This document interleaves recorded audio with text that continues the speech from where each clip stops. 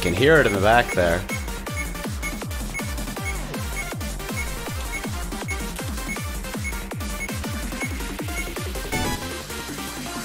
I'm testing game capture, so if everything lights on fire today, well, you know why, I guess. Easy money! Hey there, boss. Appreciate that, my person.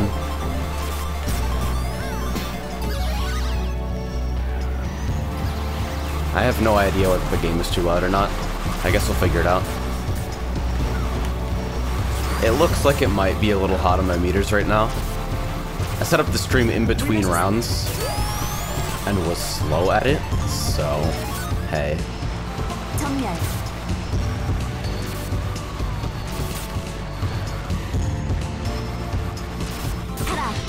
Apparently the person who made this fucking course took my comments seriously and actually wants to add a skybox.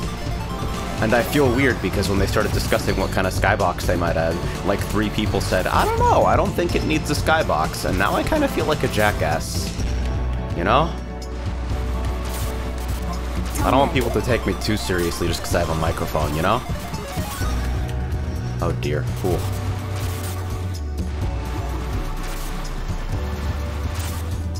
I've been trained to think that white mid-texture equals fucking boost pad, and I wanted to route out for that fucking scenery element.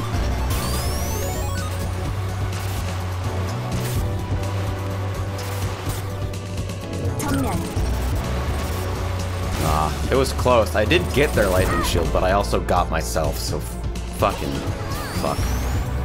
So delicious. That was a boost pad, that small diamond platform? You're shitting me.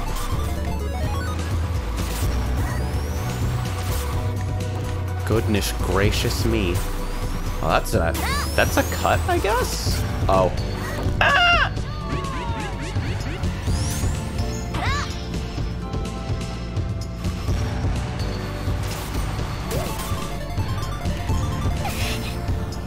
Phosphor says Code Lyoko type beat. Yeah, I feel that.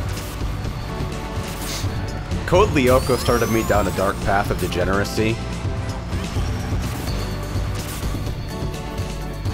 Like, Alita though, I'm just saying. That is a boost pad, holy shit. Has somebody parked? Or is somebody ghosted? No, I guess they just got knocked back after finishing. What?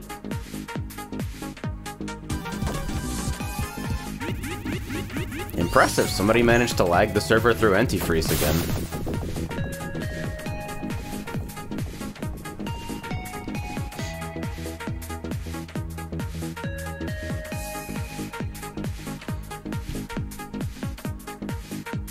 But actually though, to alas, what's the ping limit for antifreeze? 70k plus? I mean, the ping limit is still 860. It's just that, like, the game won't stall until you're well into, like, the 10k plus range. I think it changes net tick buffer to 15 real seconds, or something in that area. Let me actually, I totally forgot to turn on fucking stream labels. So we missed the opportunity for Tyrone Dama to grace the fucking top of my, the top of my stream. By the way, if that's you, feel free to identify yourself. Art.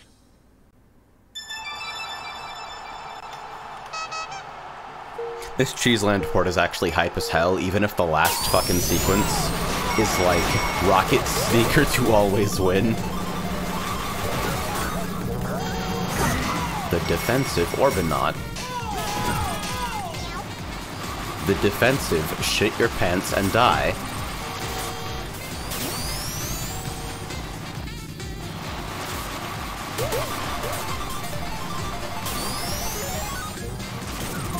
Hey! I love actually getting people with trailed bananas. To me, it's so much more satisfying than a snipe is, actually. Hey, Luigi breaking ping limit versus antifreeze again. Can't wait for him to join 25 times and somehow lag the server through antifreeze some more. I'll use this even though I should probably save it for the cut, because I'm confident I'll roll another one. Oh yeah, I set up toggle buttons for fallback models and the model toggle in general. They're just on bumpers. Hanu's new model performance improvements are pretty impressive. Okay, that's definitely another A Luigi join. At least that's what I think it is from glancing over at my server console. Whee! You get a rainbow and you get to cut like that entire sequence.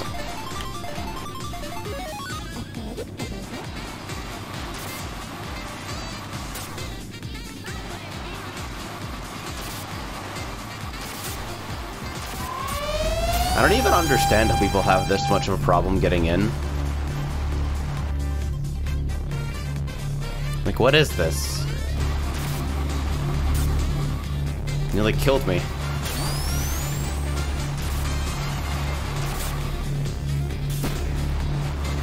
Jay says connecting via a Russian phone server.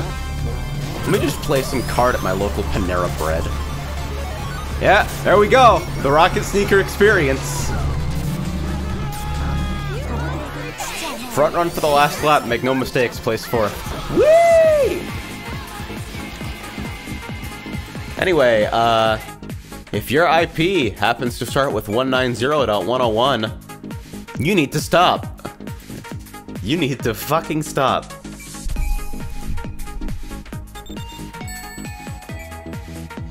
I think a server rolled Cold Steel the Hedgehog today, yeah.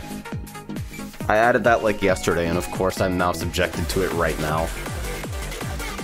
The randomization really is fully automated, by the way. The server just restarts at what I believe is like 3 a.m. Central every day. I set a cron job for midnight on my server, but I have no clue what time zone my server is because I'm a good admin. And it just runs a little script I wrote to randomly pick shit out from various categories of fucking add-ons based on some idiot logic. Cyrus, are some files always static? Quality of life, horde mod, host mod, lat pack because it contains a base game map batch effectively, and cart rev. Hey! Hey Logan. Thanks for dropping in, dude. Okay. Me too, Tom Brady.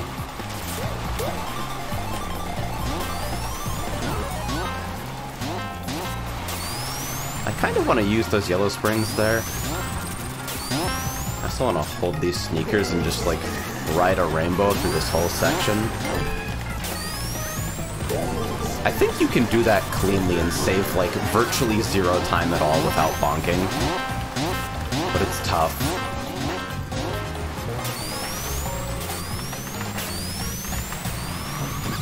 Ah, shit.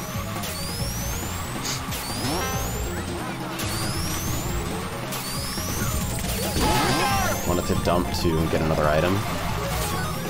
Okay. Single Orby ruins my career. Fine, I'll ruin someone else's career. With the single person ball hog.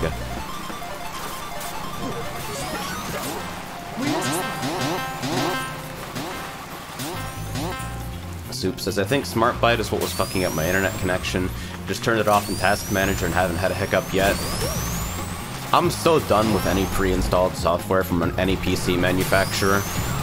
I think the first thing anyone should do immediately after, like, purchasing an OEM PC is fucking wipe it and reinstall Windows from, like, a clean image. No drivers, no manufacturer software, don't fuck with the reset or refresh options. Just fucking blow it up.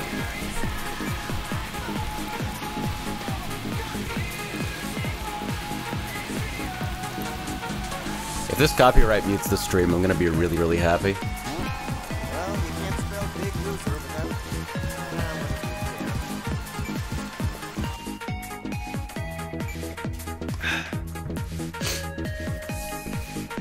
Also, not an endorsement. I haven't tried anything with these guys yet, and in general, I think pre-builts are shoddy and laptops are kind of a waste of time as a premise, but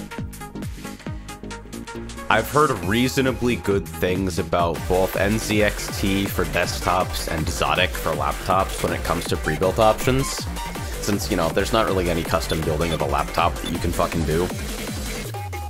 That is, that they fucking come stock. No, like, shit. No OEM crapware. And I like the idea of that, so if you're in the market for new shit, maybe look into them and report back in Hitbox Dimensions, see what you find. Not an endorsement, please fucking do your research. I have to be so careful with this shit. Pink.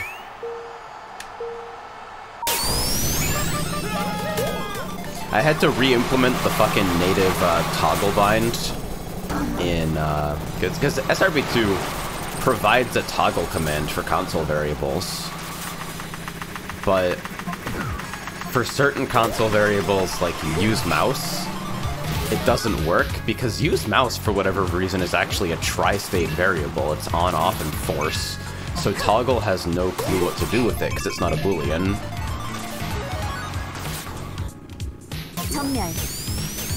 I feel like I should have trapped slightly in front of that pad instead of slightly behind it. Whoops. Wow, already? I guess nobody plays on new pack, holy shit. Alright, let's go for it. Yeah! That route is so good that no one ever takes the corner normally. Oh, cheat. Oh, God. I don't like that. Yeah, sure, I didn't want an Orgonaut.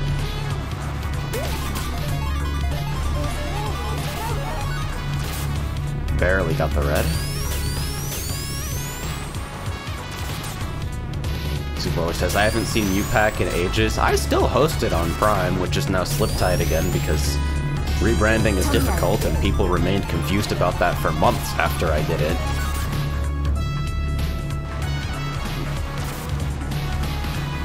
I wish the fucking character limit weren't so aggressive. 64 character server names win.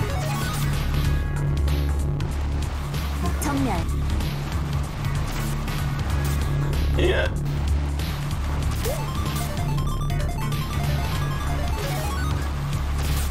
I wanted to ditch the Sliptide moniker, not only because character limit was getting tight, but because, holy fucking hell, was it confusing sometimes to have people,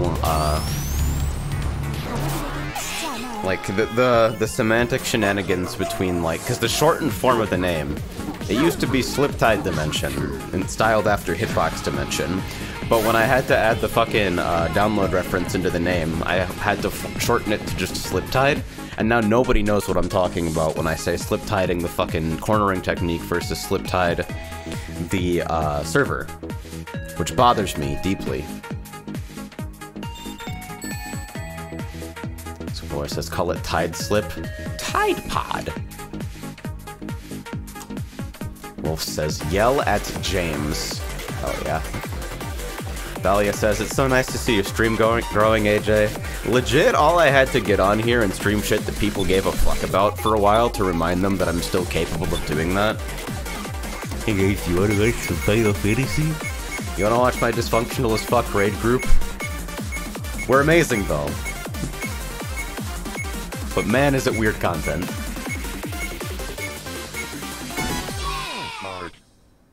Cumless says, eat the Sliptide, Tyron.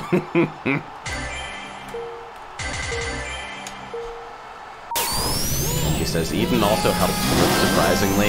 I hate thinking about that because I actually just like Eden. Like, I never do anything for growth. You guys know that. You guys really, really know that by this point. So it's fortuitous for me that something I happen to really enjoy lined up with something that people are looking out for that not a lot of people are actually, like, showcasing.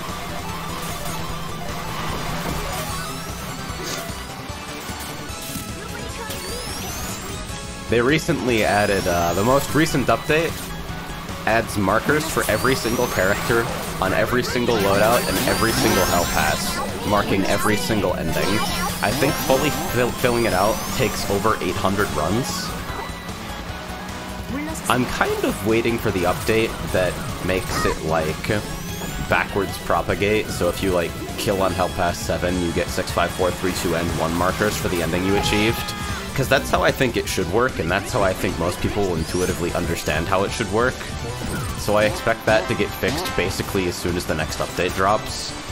And I'm afraid that if I do it now, the backwards propagation won't work correctly. But it's definitely a fun idea, having reasons to fucking do everything on every character. Because I think I like almost every loadout except, like, Execute Shiso.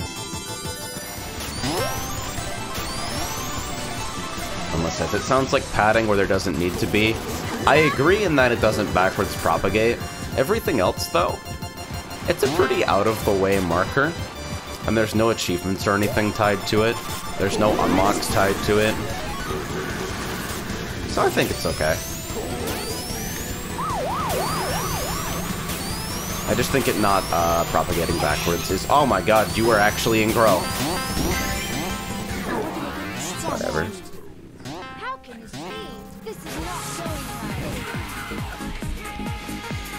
Wolf asks, so how long before you calm one step from eating characters for Kart?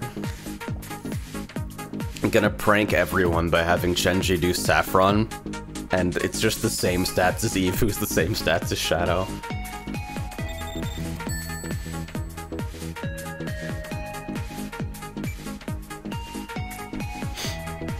Although really I should be doing Reva.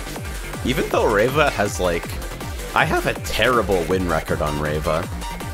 Although I think most of that comes from one of my housemates playing Reva on my account while we did our in-house game nights.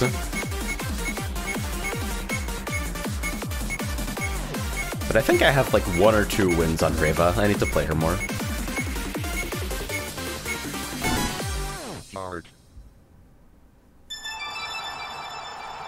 Raz says, but Execute is fun. Okay, small brain Shiso main.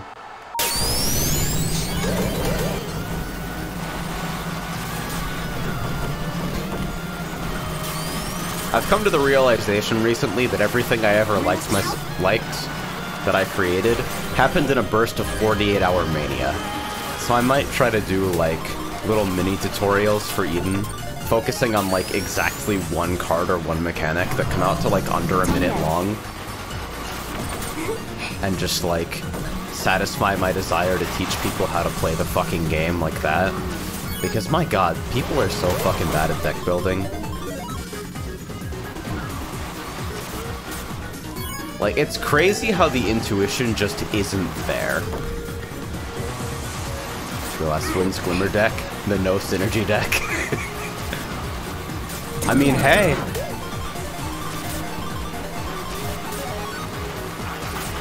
One of the things that I want to like build on loop or something is Spell Power Sunlight. Sunlight hits everything on the board 50 times untargeted. It's like 4-drop or something. Spell Power Sunlight seems like a really funny way to like finish up a loop run.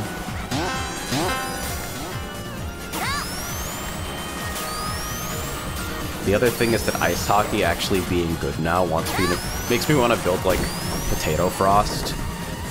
The game gives you Ice Flow literally every single run because it's one of the only fucking commons that you're eligible for at like 0 luck or something.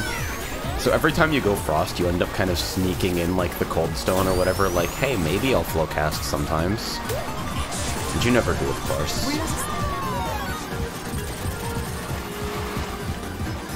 Zillatrix asks, can someone with 3D settings play someone with 2D settings? You tell me. It's a mystery to everyone. Alias recursion cycle detected. James! Remember to blame James with all just all hardcode problems. They're all James's fault.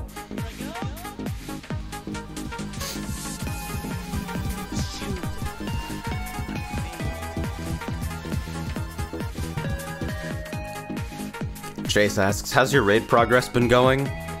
I think we are finally starting to clean up E7S ads. It's been a real stumbling block for people, and I don't really understand why. And it's frustrating that people were, like, struggling in a section where triage can really only do so much. The DPS check was tough for us to begin with, so deaths usually meant failure regardless of how efficiently I could get people raised and protected. So now I think we're actually on to P3 prog. We're having a little bit of a struggle with fucking puddle soaks, and then we're on to fucking portals, which doesn't seem that bad. Especially with the idiot strat for it.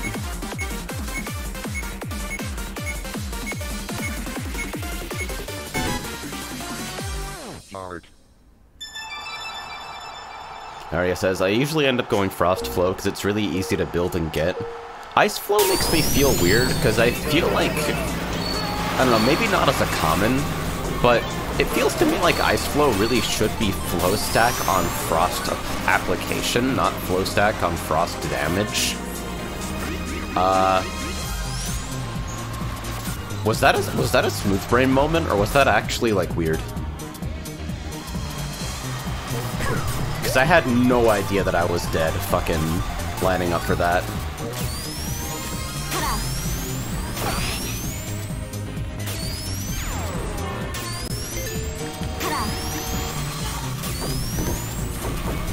Alright, he says, if it's Flow Stack on Frost application, you'd build Flow really fast.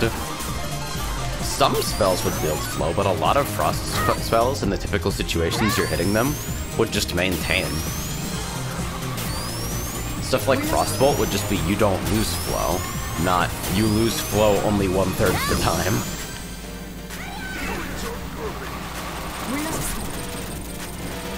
I might have been Smooth Brain. I feel the need to ask people because, like, I don't want anyone to take my feedback too seriously just because I have a microphone. I'm definitely not infallible, and I don't want to be the fucking dictator screaming at people to make course changes because I had a fucking Smooth Brain moment one time. I could have sworn there was another path around there.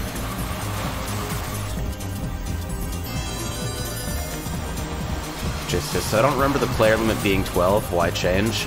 I host most of my servers at 12. I think 12 is the absolute maximum where free-for-all races remain, like, fun and engaging.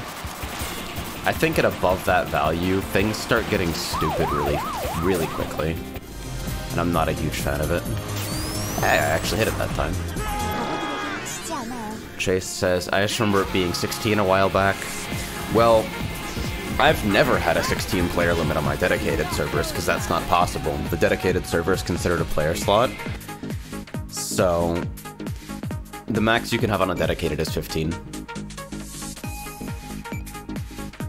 I used to host Sliptide at 15 back when it was forced friend mod above 10 players, but I actually don't like the current version of friend mod very much, I've found, and so I decided to scale things back a little bit and use a player limit that felt fun in both modes. And yeah, please don't bang on here looking to get in. I know there's a lot of people trying to get into this server. If y'all go to another server, you can have a full game session over there without waiting on me. Like, please God, love yourselves and organize games. If there's like 7 people banging on the door to a full server, y'all can just fuck off somewhere else and you'll have a great time wherever you go.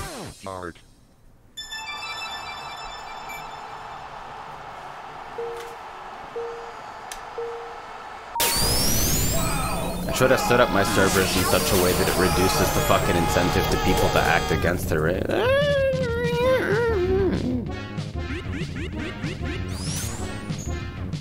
Can we fix that, Gunla? Can we, like, extend the approach or something? Oh, dear. That's sad, ball hog. Oh, that was awkward as shit. Yeah, boy. Yeah, I think this is actually making me slower now, overall.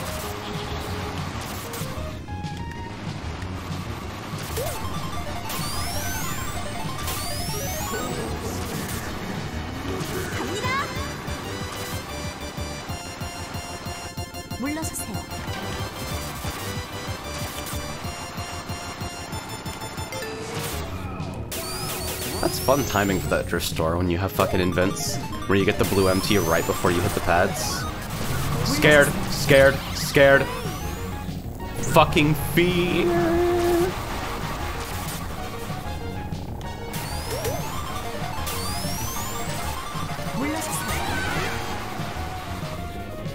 I'm actually like, I'm not completely shocked by how popular j0rt is. I kind of expected it to like resonate with people, but I wasn't expecting games literally every single day without me doing anything to prompt it. It's pretty cool to see that, honestly. Ooh, the speed capture there was fucking strong.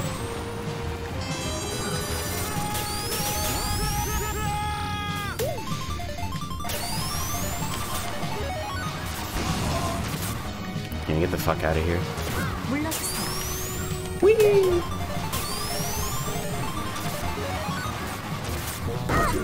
Wow. I deployed too, but I guess the body slam was strong.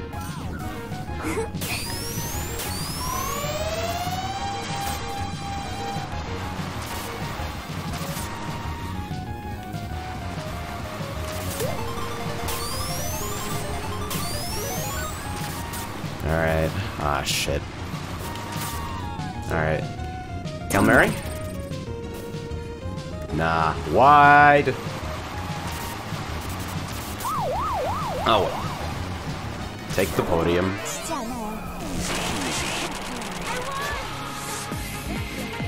Every fucking time with this shit.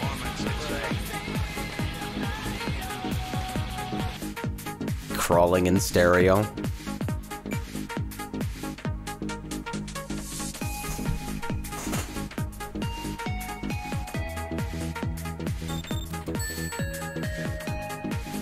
Legitimately wondering about the logistics of getting the entire Eden cast in fucking cart. I would have bought the fucking Saffron plushie, but they're sold out already.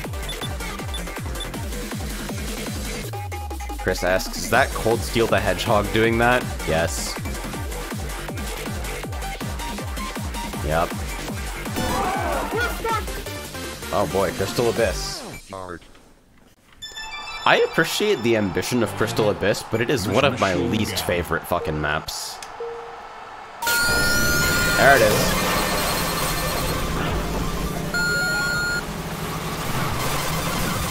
Maybe I should have an override to add a spam limit to that specific horn. I think the emergent fix to it is just to add silence at the start. So if you want to spam it, it has to go through the silence. Because it's way, way, way too strong. It's actually the worst of any horn in the game. Far and away.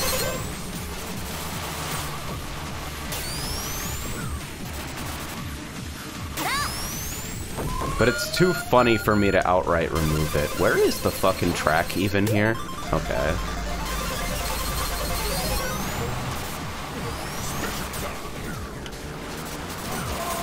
What horn do I even have?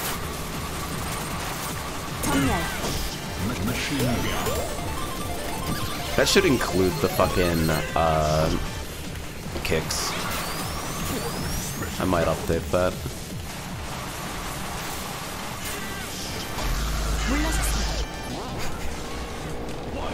Really, every map hell race is just me appreciating how funny I am to me personally.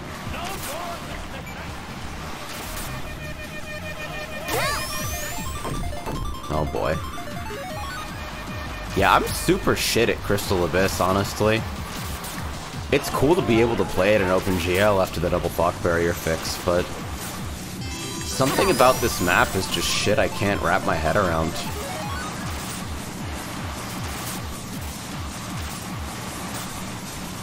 I feel like I'm fucking breaking way too much. Ruin somebody's life in the near future. Oh, hey there. That's gonna whiff. Oh, two of them.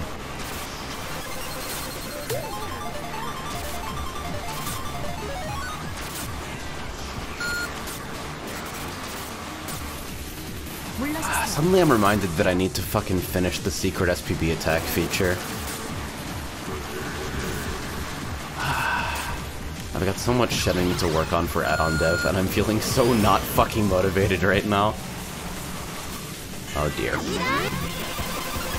Smooth brain.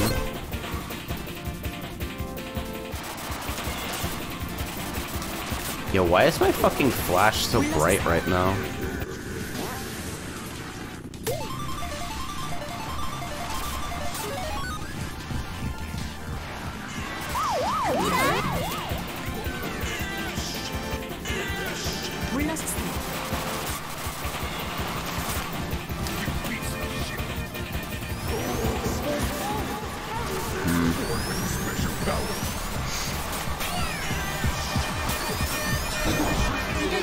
Well, didn't completely die.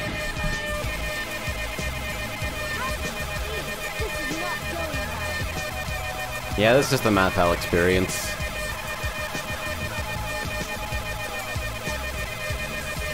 I've had enough.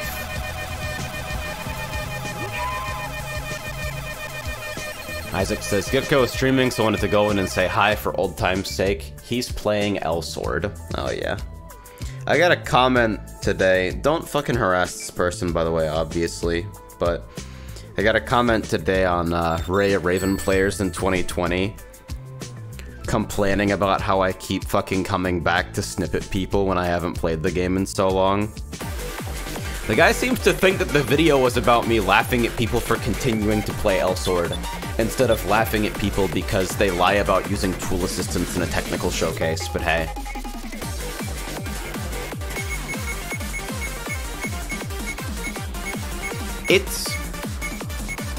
It's amazing how you people claim to have quote-unquote freed, no apostrophe, yourselves from the game, yet keep checking how's doing.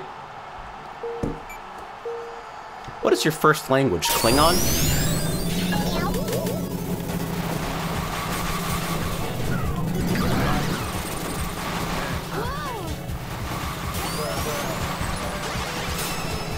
Vodka. There's exactly one person in this fucking chat that understands.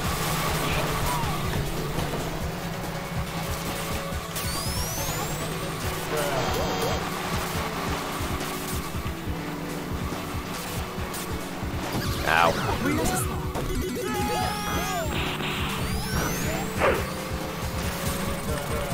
I don't think this is a Sonic All-Stars Racing Transform track. Pretty sure this layout is original.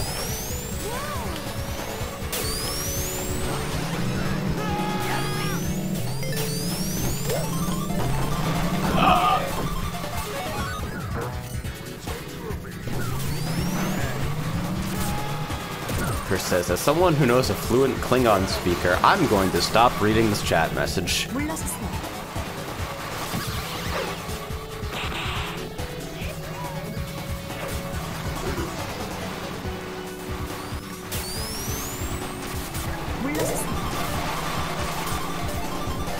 Sonic and All-Stars Racing Transformed confirmed plagiarizing Kart Z. Plagiarism in the Doom community yet again. Nah, bro, it's inspiration. Crediting people is hard. Did that connect?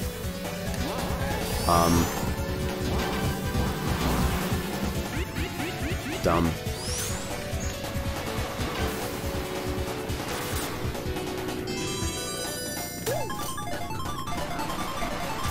Alright, so now I'm in dead last. I'm gonna pray that I don't get this hued and try to stack it for Invincible Girl. Oh god. I actually think I have to use it because I'm losing too much time now.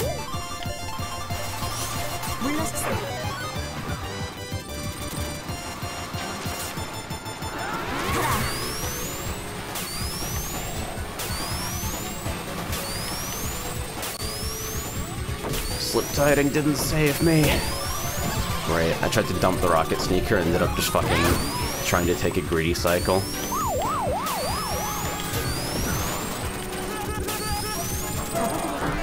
Okay, top half, didn't drown.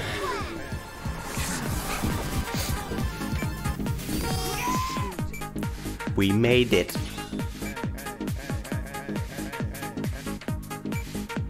fate in chat. I ate ass.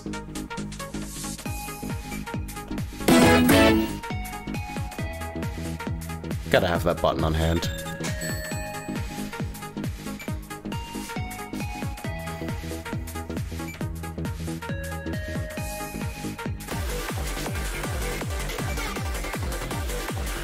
Stop bullying people en masse, because I'm pretty sure you tell your friends to defend you in the comment section, just because they still play a game you deemed garbage.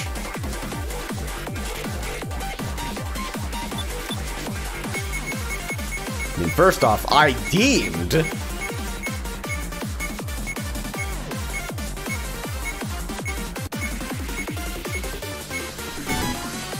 Sire says, Tehran, that misspelling you mentioned earlier reminded me of that dramatic reading of a Newgrounds flash.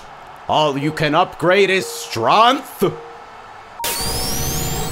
There is no way you can lose to the boss at the end.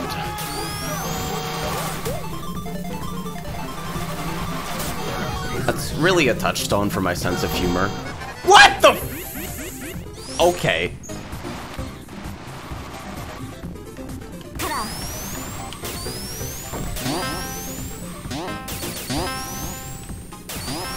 Hey guys, we found TTC up warp.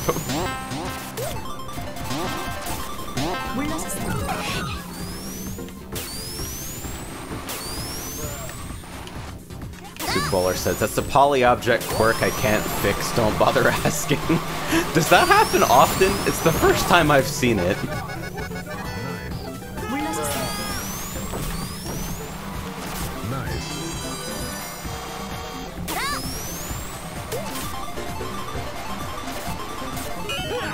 Bang.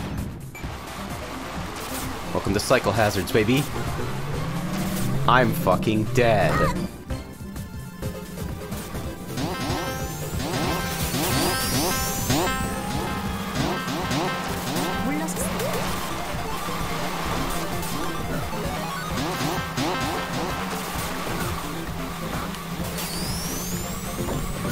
Okay, I gotta get out of this shot.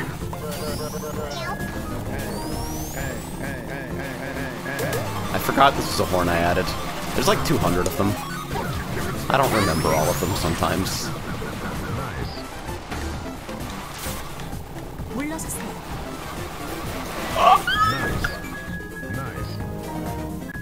Lose 3 places. 4 places because I took a turn too shallow.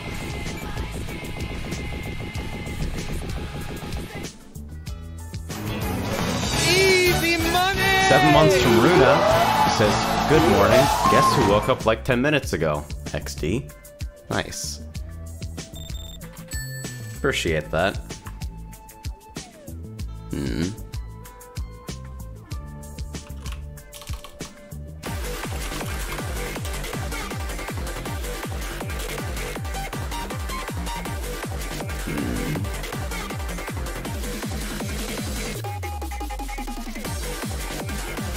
You tell me. I also forgot I did that. Can't type today.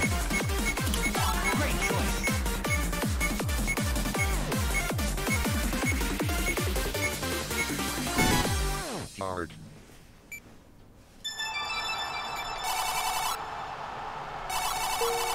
Play Riders.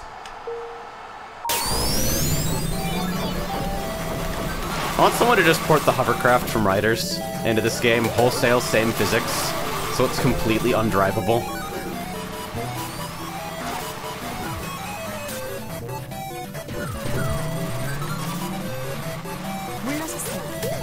Cyrus says, port Eggman's stupid scooter. Proud to announce the fucking power bike coming to cart. I shouldn't have actually dumped there. But I got lucky. No, actually, I was just super far behind. I didn't really get particularly lucky.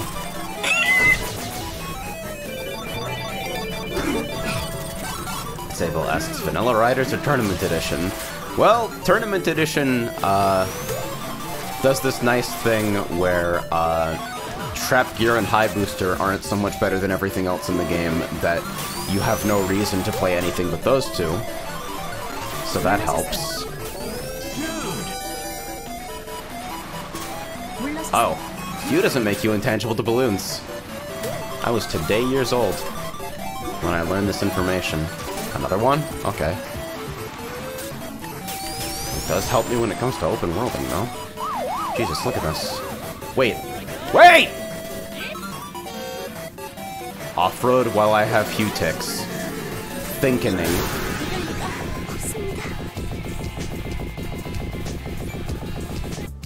Sire says, that's a card MP issue? Oh, is it? Is it giving me flash ticks but not hue ticks because of the extended flash ticks feature? Ah, that's gross.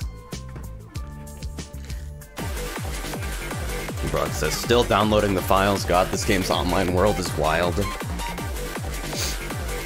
j0rt's crazy about that too because it legit requires people to get new files every single day.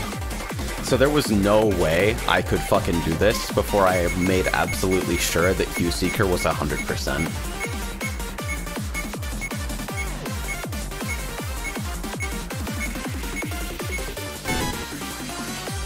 Art.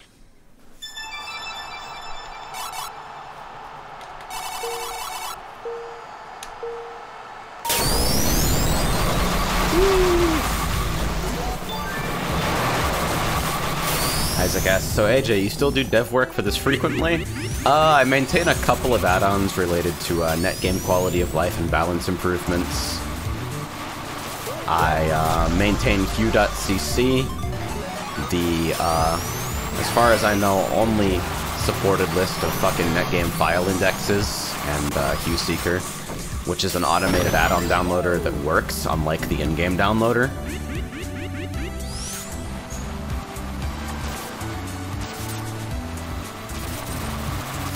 I also do a lot of in-house testing with people who actually do dev on hardcode. I don't know, it's weird because I still feel like a nobody in the kart community, but I've also managed to become close enough to dev in some ways that I feel like I can actually influence some positive change. Which makes me smile. Even if everything I create is just a bodge until the people who actually know how to program things fucking fix it. If the bodge makes things better, I think I've come to terms with the fact that that's okay.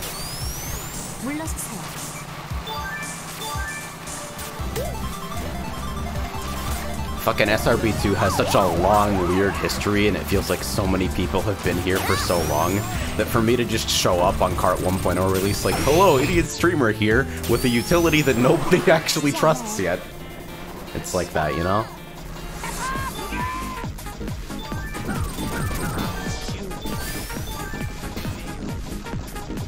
Oh yeah, I guess I also mod the Kart Crew Discord, but that mostly comes down to, like, asking the other mods if things that really, really bother me personally are actually socially unacceptable. Because I'm bothered by a lot of things that I probably shouldn't be. 25 months from Keeg, who says Horn mod is good for health. It's good civilization. Thanks, Keeg. Horn mod is the best thing I've ever made, maybe. Horn mod was legitimately the gateway drug into this, because I'm like, you know what? I see an opportunity here for me to make something that I think MK8 objectively should have had, and it pisses me off every time I remember that it doesn't have it. And that's how that happened.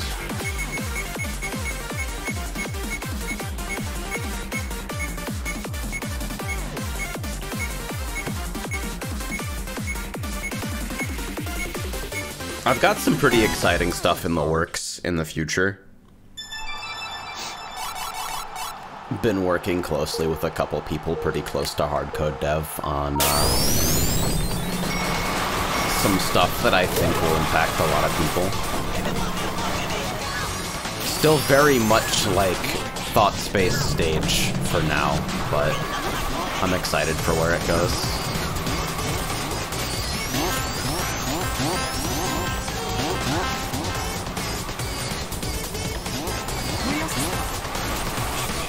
Taking that turn to the inside and still actually making it to the Red Springs, I feel like it's mission fucking impossible. Gotta be playing Tails or something. Oh yeah, one of these days I should turn Restat on j0rt.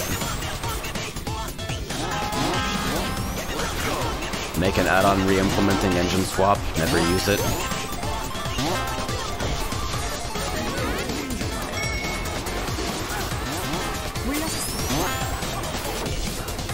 Chris says, my Kusoge brain heard MKA instead of MK8, and I thought, dude, you've been planning Horn mod since Motor Combat? Oh, Jesus. There's a bunch of Twisted Metal ports that somebody in the community worked on. What the fuck? Where did I even come out? I think I smooth-brained again. I almost never take that cut. Ah! Bonk. Twill says, Shuffle Square is good. Keeg says, this track is really aesthetically pleasing.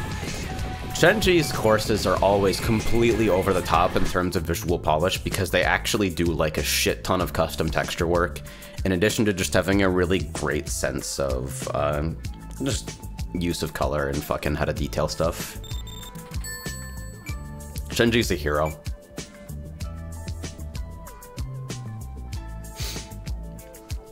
Even the fucking anime speedway is pretty alright.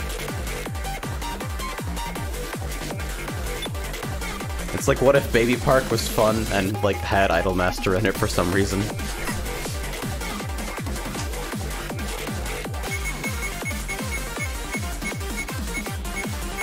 As someone whose graphic design knowledge extends to white text with black outlines and 2-pixel black borders and gradients, I see the shit that people like Chenji do, and it just, like, it legitimately is indistinguishable from dark arts wizard magic.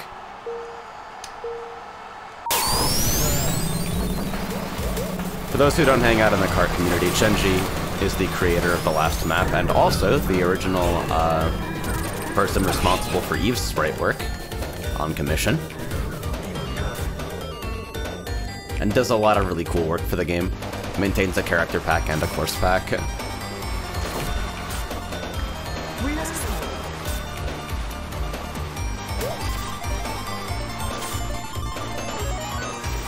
Like, I feel bad for playing with models, and I feel bad for playing with sprites now, because Jack's Eve model is fucking excellent, but Shenji's sprite is also excellent, so I don't know what the fuck to do about it. Can I hit this? Hey, just barely. I didn't get full speed capture, but it was enough. I like models because it gives me more angle information when I'm taking weird turns, but I also really like the look of the game in sprites. So I found a toggle. I also have the huge shithead toggle that turns anyone without a model into a copy of Eve because I replaced the fallback model. So I have to wait until somebody pulls ahead of me or something.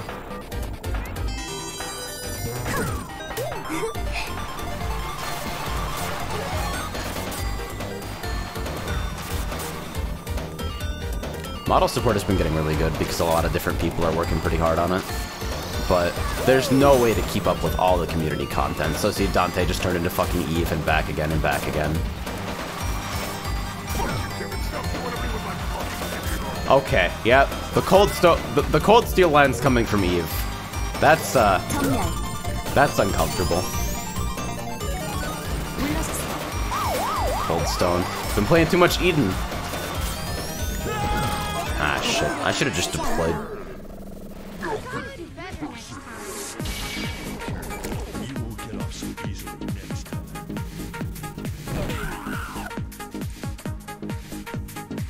Sable says, I always stick with models and vanilla for angle information, but I prefer the sprites for kart. A lot of them are really good. There's so much good community content, man.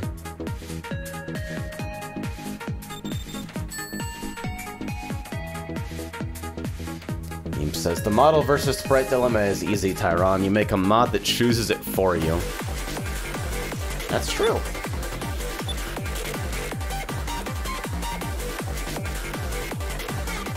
Quill says, not to be confused with Stone Cold Steve Austin, nor the ice cream shop, Cold Stone Creamery. Not sponsored, not endorsement. God damn, I want some ice cream.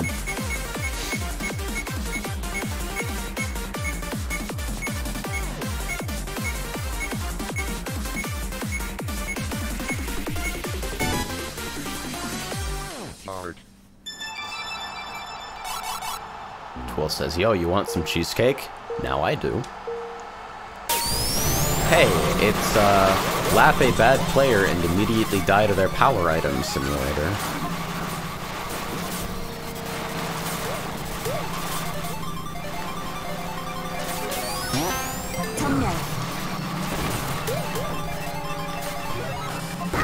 Ah, I thought it deployed in time.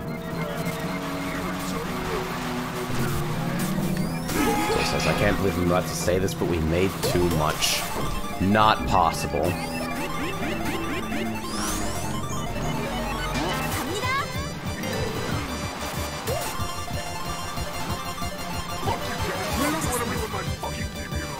God.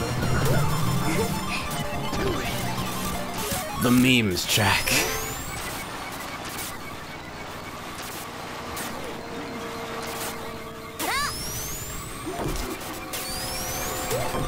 He says, liking cheesecake? Feminine trait.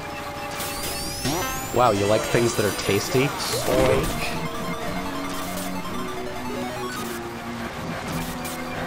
Don't go to image boards.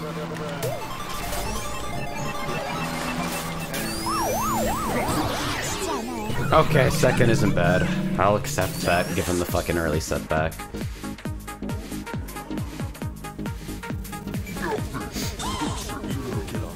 He says, this was some shit on Twitter, actually. Twitter is an image board that's harder to browse.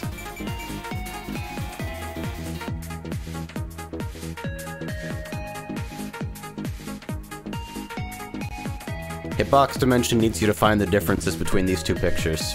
They're the same picture.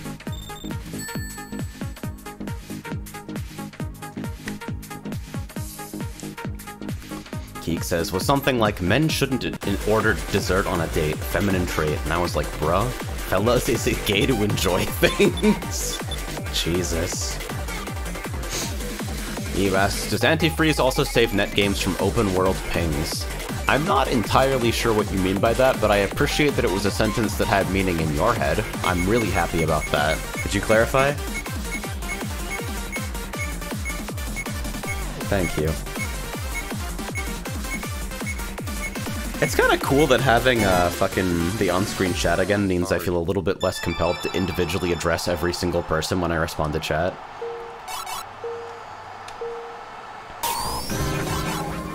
I like how the reactions to it went from the immediate, it's different and I don't like it, to it's different and I like it, to absolutely no reaction at all, and everyone just pretends like it's always been there.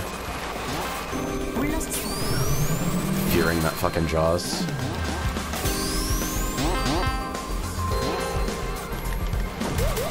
Something about the way this turn is structured reminds me of Frozen Production for some reason. And not just because of the ice, I swear.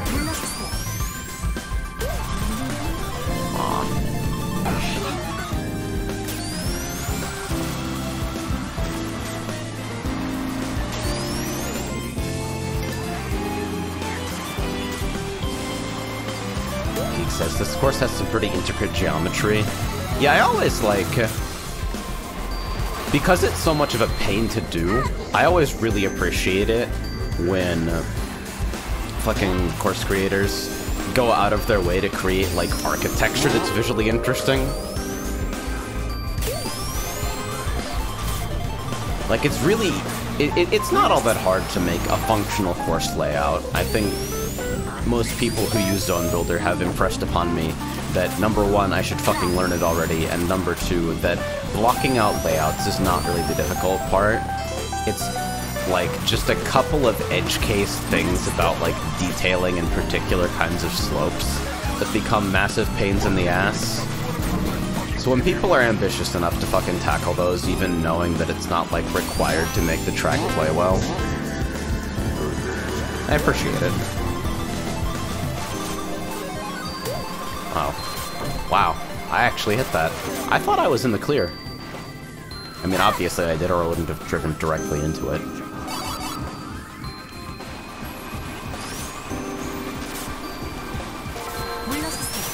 Can I actually get this? Ah! Angle just a little bit too wide. Ah, fuck. Hey, at least I made the fucking jump.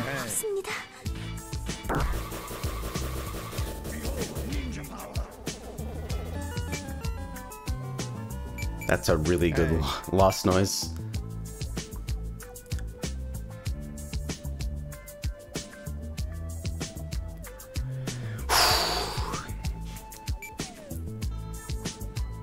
Fun fact, Coldfield's stats are 6'9".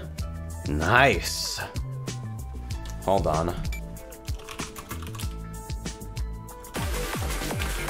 Nice.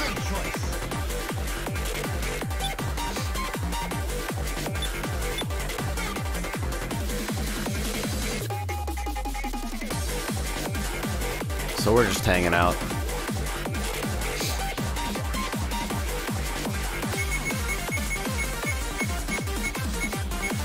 Ebast, does antifreeze successfully not freeze in-game by someone's fluctuating ping? Yes, the idea is that someone has to not respond to the server for like 15 seconds before the server stops the game and waits for them to catch up. Nice. By which time, the native ping limit functionality will have destroyed them.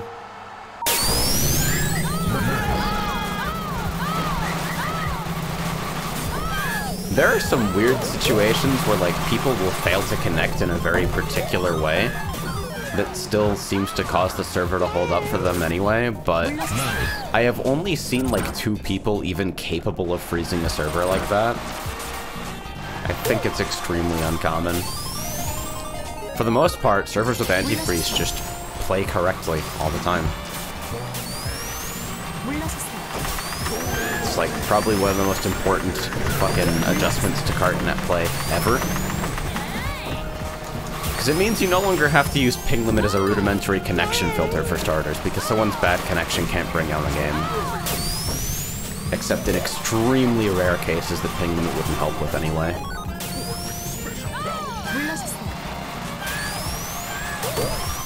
I hit that egg box, didn't I? Wow, I actually didn't. I guess somebody next to me did and I heard it.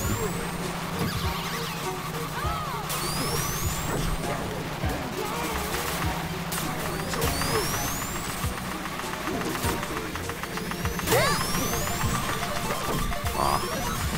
Ow! Man, -1 shoe, huh? Yo, somebody got a fucking egg box right on the top of that arch. Nice. It's artistry. Ah! Jeez. Can't catch a break. That felt blind as hell. That was my fault, though.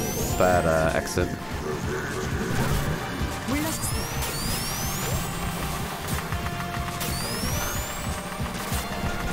Approaching this pack right now is kind of dangerous, isn't it?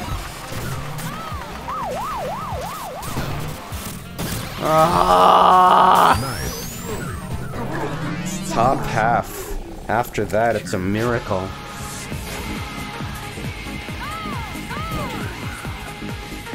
That sounds pretty good. That's Trailblazer's egg box. It's pretty good. Got him.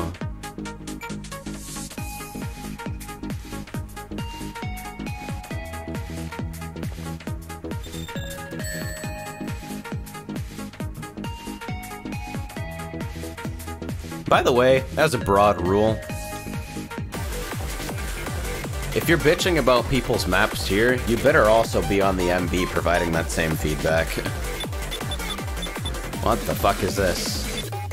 Oh yeah, I remember adding this pack, but haven't played it.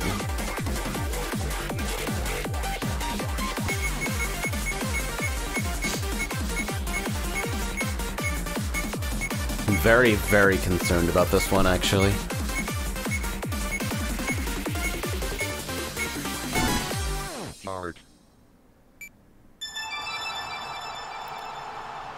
Oh, goodness.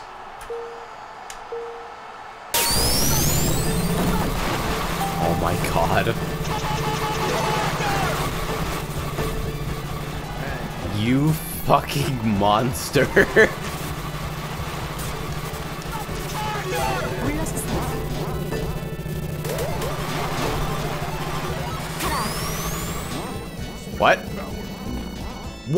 Nice!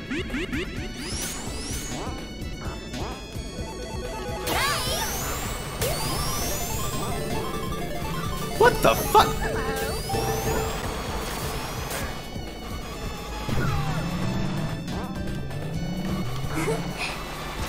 What are those fucking yellow bumpers actually doing to momentum? Your air momentum doesn't seem like it's preserved correctly when you land.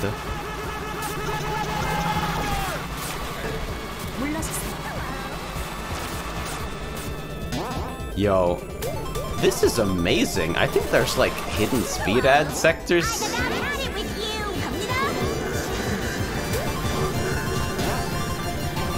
What the fuck? Yeah. There's just some fucking invisible hack pad there designed to get you back to fucking speed. That's beautiful. Conceptually, this is funny as hell, though. Like, I gotta admit.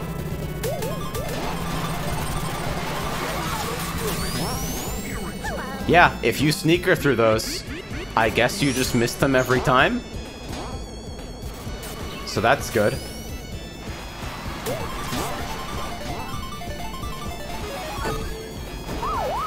I don't even know how you make a fucking sector that behaves like that.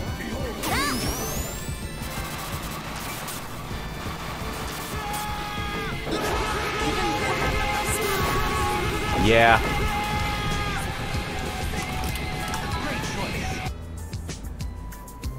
Well, that's a map that's on this server.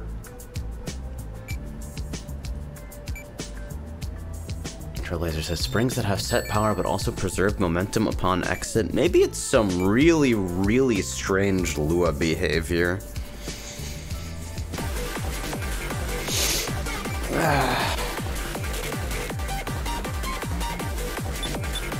And yeah, it might also be hard sneakers that's causing that, but I don't understand how. And on that particular jump, it seems like there's a whole lot of extra space where it wouldn't be hard to extend just for hard sneakers. Not that I expect every fucking map creator to test on hard sneaker as well, but hey. Hard. Mostly just because, like, stuff that fucking busts on hard sneakers, I think in the vast majority of situations, it can bust on, like, Invint's Grow or on, like, a Grow Red MT as well.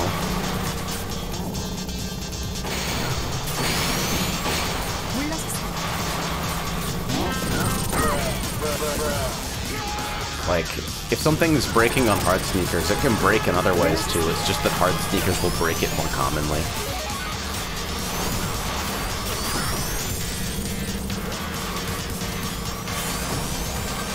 People who actually red MT through this are crazy. Oh, huh. Is this retextured or... Oh, I'm stupid. Appropriate horn.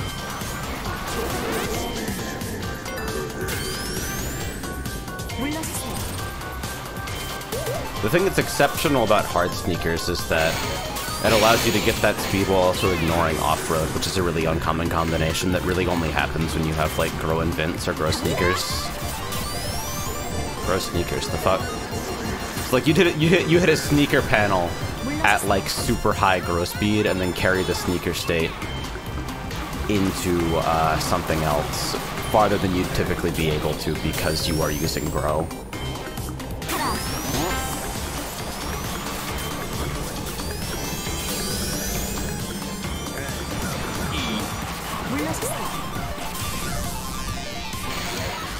Whoops. I expected to roll something like a banana and just really wanted to trap that pad.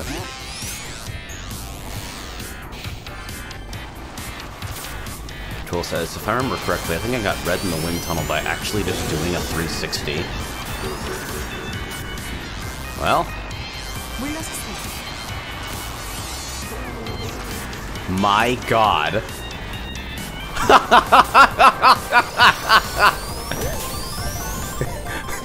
Spin!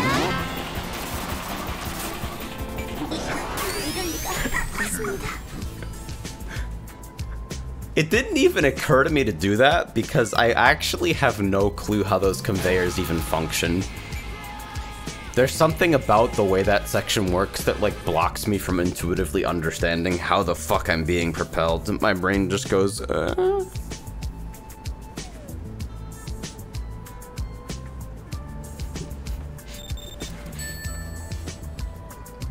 Soup Bowler says, it's wind. Could have fooled me.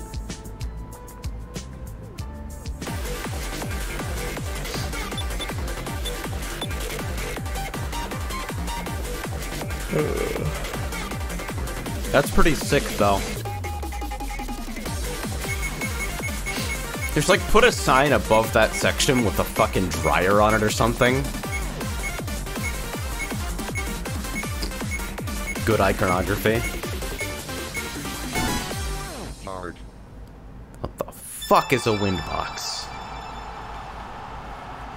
I descend past the upper blast line as Game & Watch laughs.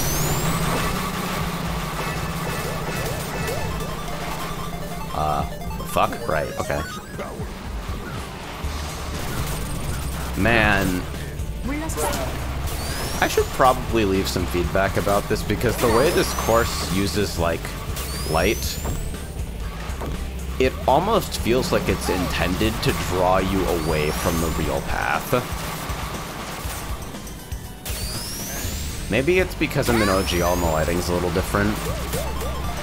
But in most situations, the brightest section of the course is actually wildly far away from where you're going next.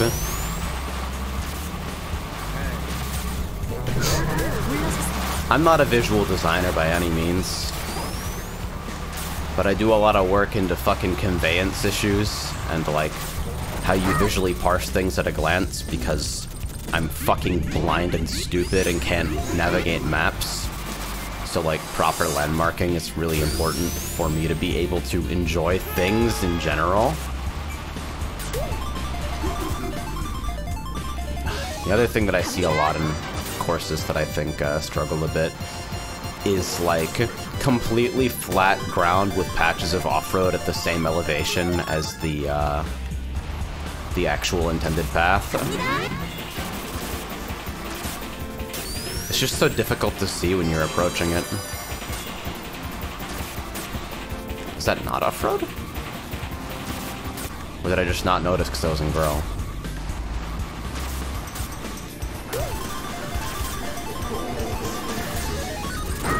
Oh, hey there. Yeah, sure. I think there's another shortcut route to my fucking right there, but couldn't get a read on it quickly enough to actually look at it and figure out what the fuck is going on.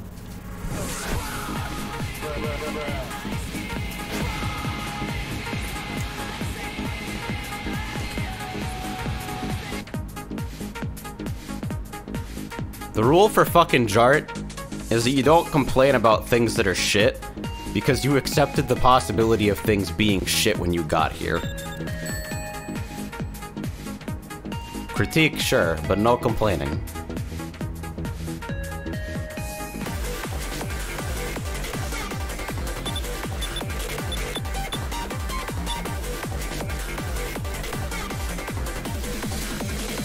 Don't complain. Zoop zoop.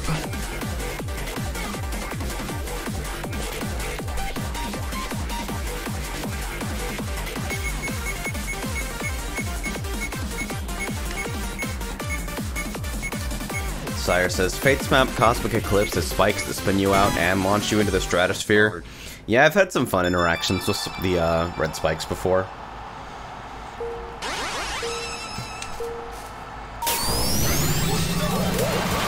That shit happens to me on vanilla maps too, though. Shoutouts to the Blue Mountain rocks actually being like rocket launch pads. Where if you have any sort of abnormal speed when you touch them, you fly into the fucking skybox.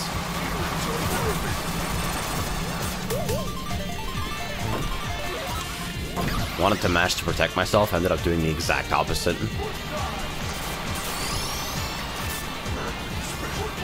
That was an unfortunate bump, though.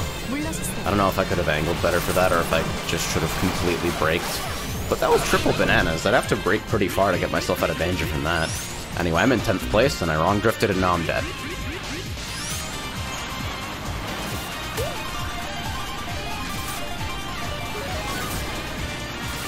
Let's try to get a red for the straightaway. Alright. We're making up distance. Top path for a little bit of extra speed from Grow.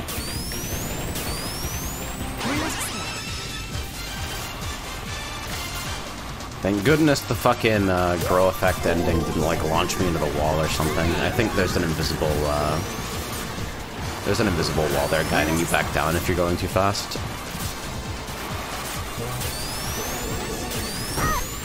Yeah, that's fine.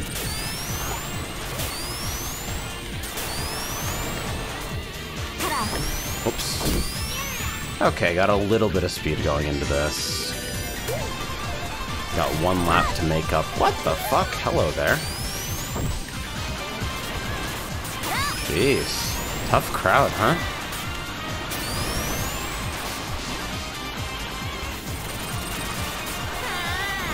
Me too. That's the exact sound that I make when I do that, too.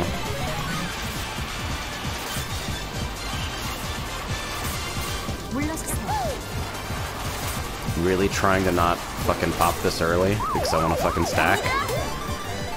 Show me the Grow.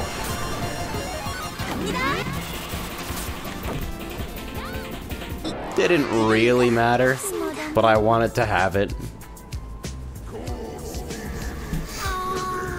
And Vince Grow is like, it's too fucking rare.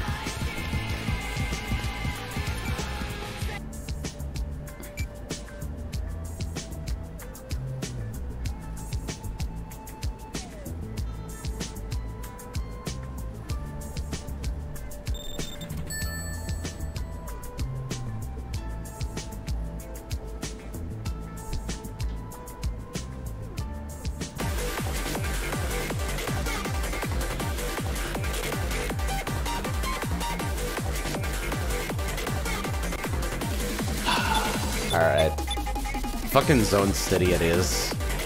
Except for that guy. So you'd think a fucking course with like a bright green track against like red guardrails would look like shit. But it works.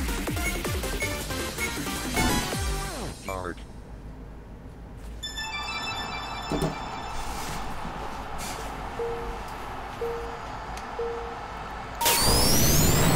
Small implementation detail for the j0rt randomizer, by the way. If a character pack has like 2 or 3 characters in it, I'll usually list it in the individual characters section instead of the character pack section. And the way the randomizer works is what the fuck? Okay. The way the randomizer works is that it'll pick X number of character packs, X number of course packs, and then fill any remaining slots with single file ads. So single characters or single courses, or in the case of like character packs with only 2 or 3 characters, it'll fill with those as well.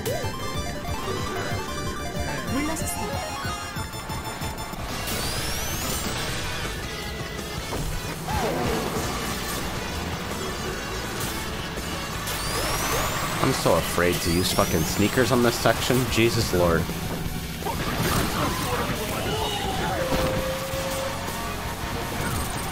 Me too.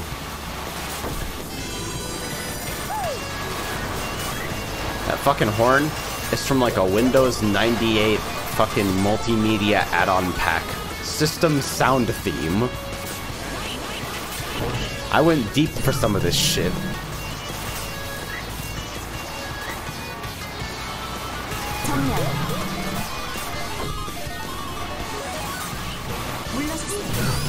It was used as an error sound, which I think is thematically appropriate in a couple different levels. That felt really short for whatever reason.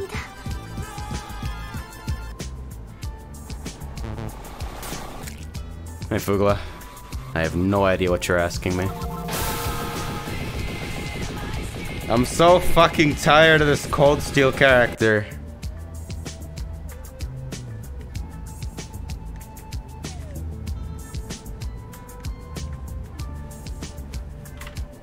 Get out of my goddamn face. Why did I make this server?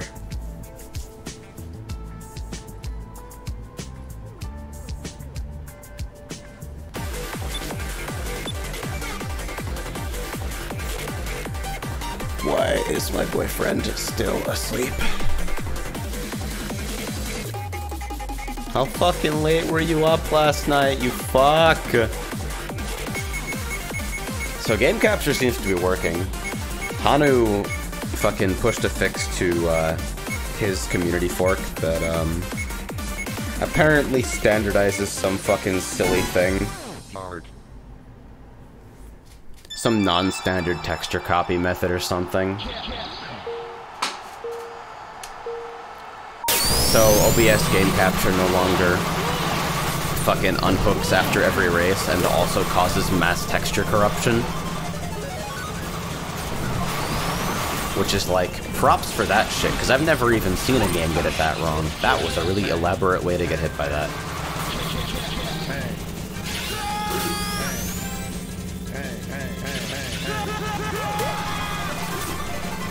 Why did I add the fucking, haha funny Wolfenstein Man scream horn? I haven't played Quick Champions in so long. I hear Clan Arena's in it now, which is exactly what that game didn't need, but fucking okay. I still don't know whether it's actually Clan Arena or whether it's some horrible fucking hacked together game type that didn't actually require any new gameplay shit.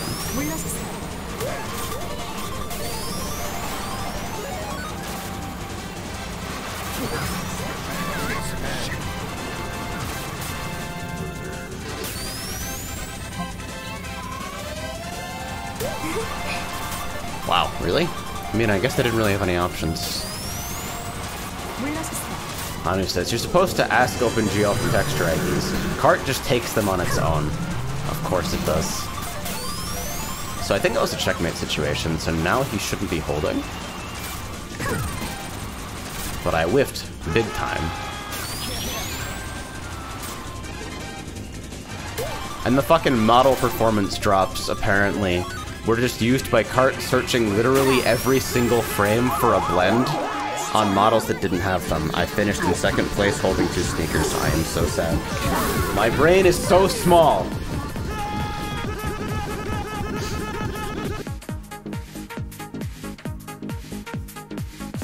Wolf says, not just blend textures entirely.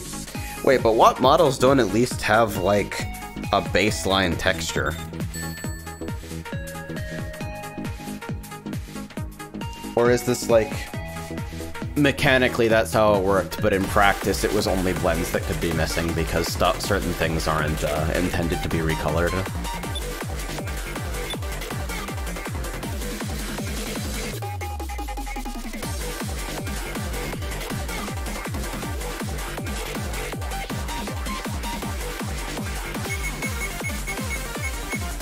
I know that I fucking sat here debugging issues in FriendMod TE for like half an hour, trying to figure out why Colorize didn't work on fucking certain mobs, until I realized that, Jack's models didn't have blends for stuff like Jaws, so they wouldn't recolor. And boy oh boy did I feel like a jackass after that.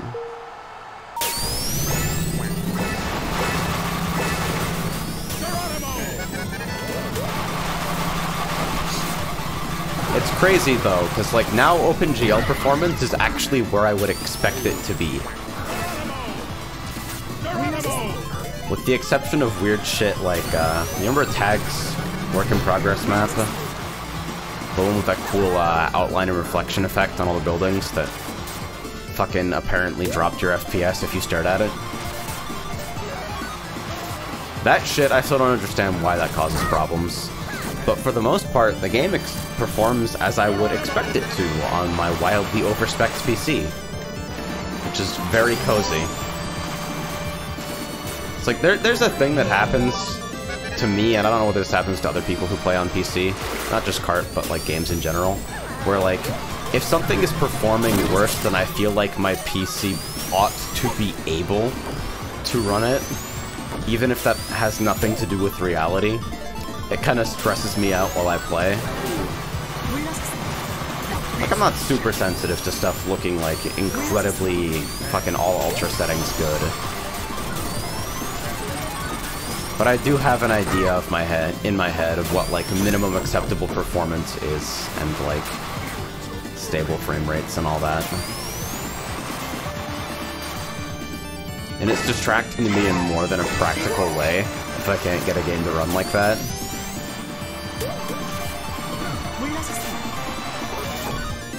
I get like personally bothered because I'm neurotic.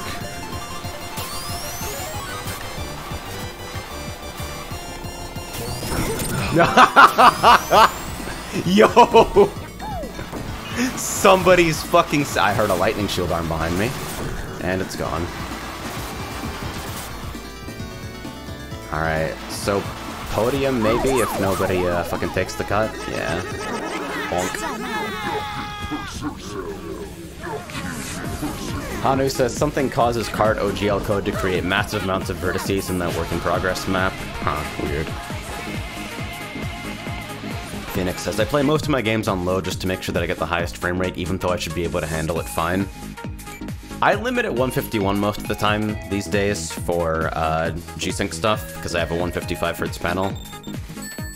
Plus, like, I enjoy running things at 1440, and it's relatively uncommon that a game made any time recently will get better than fucking my refresh rate and frame rate if I'm running it at 1440.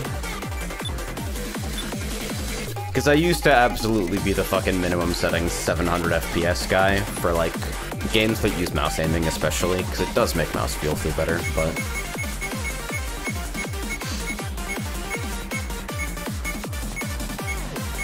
Sometimes I'll make small trades as long as I can maintain, like, consistent 151. It's okay for me.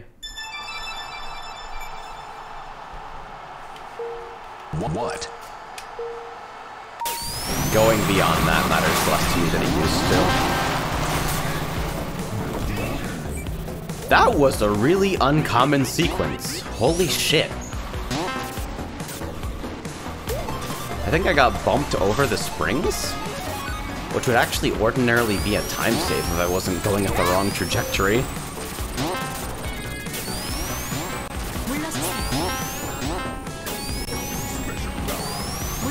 Well, I do get to rocket sneaker around on lap 1, which is pretty nice. Can I fucking get this in time? I think I did hit the red, yeah.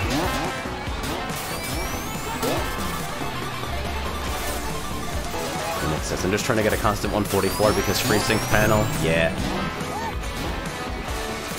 In my subjective experience, and this lines up with what I've read online,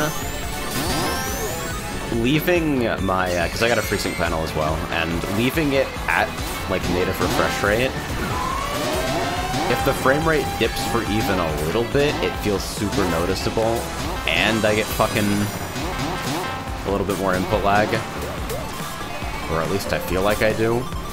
But when I run slightly below native refresh rate, things feel both, like, lower latency and more consistent, so, like, if my frame rate starts fucking freaking out for whatever reason, it's not like I'm stuttering or anything. What? It's so hard to get, like, concrete information about what the fuck is actually going on with some, like, display technologies, because fucking idiot gamers publish their results of, like, completely subjective fucking eyeballed it tests as if they're scientific papers.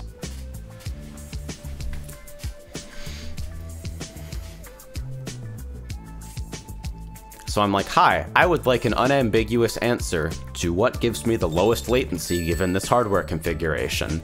And then everyone but Blurbusters apparently is just like, here is my anecdotal evidence based on my experience playing Counter-Strike at the lowest available rating. Like, fucking fuck. Please.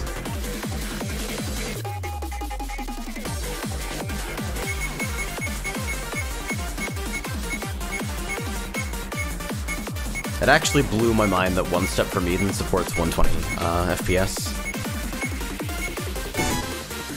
I think I pinged myself instead of Gunma. Wait, no. Okay, I picked that one.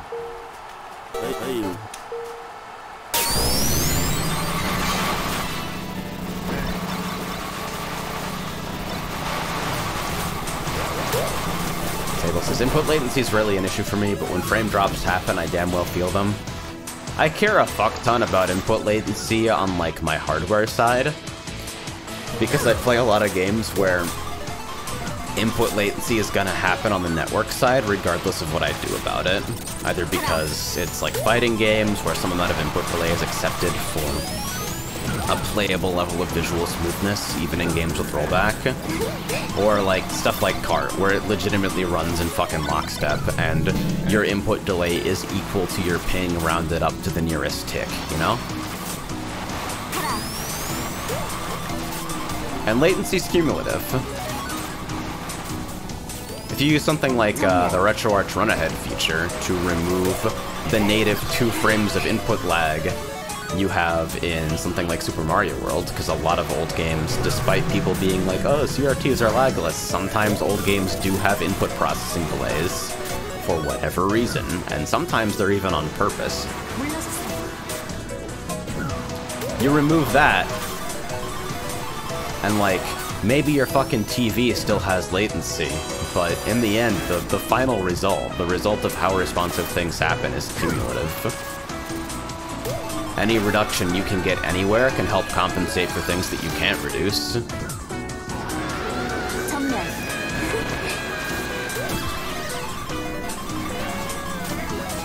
And the moral of the story is, if you don't go to tournaments, turn VSync off in Street Fighter V. Love yourself. He says, I want a game to respond to my inputs before I press them. Well, my friend, can I interest you in the Google Stadia?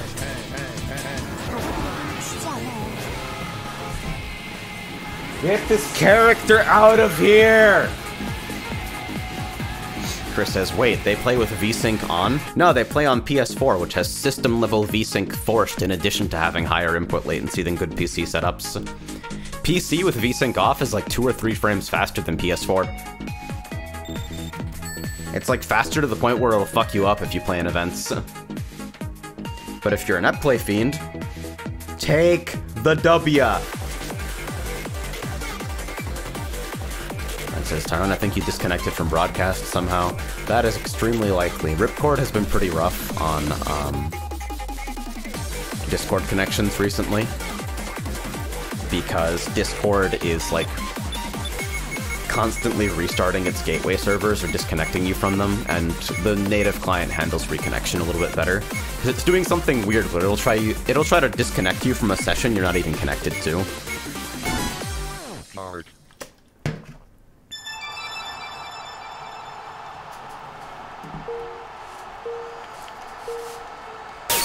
I keep VSync on everywhere because I fucking hate tearing, and if I turn it off, I always get it. The crazy thing about high refresh rate monitors, right, and this is before variable refresh rate even comes into the equation, you don't notice tearing at 144. Like, I know almost no one who plays games at like 144 or high above 144 on a 144 display, and will even notice tearing happening with VSync off, even with no variable refresh rate. Because the tears, the difference in time between the 2 frames that are being drawn is so small that your brain doesn't even fucking register it. Ah! Stop it! I feel like I'm getting fucking railed tonight. Hey, 5 sneakers. 7! In the words of our immortal Lord and Savior, Balrog. 7. Wait, no, I'm turning around for that shit. Oh, somebody grabbed it. God damn it.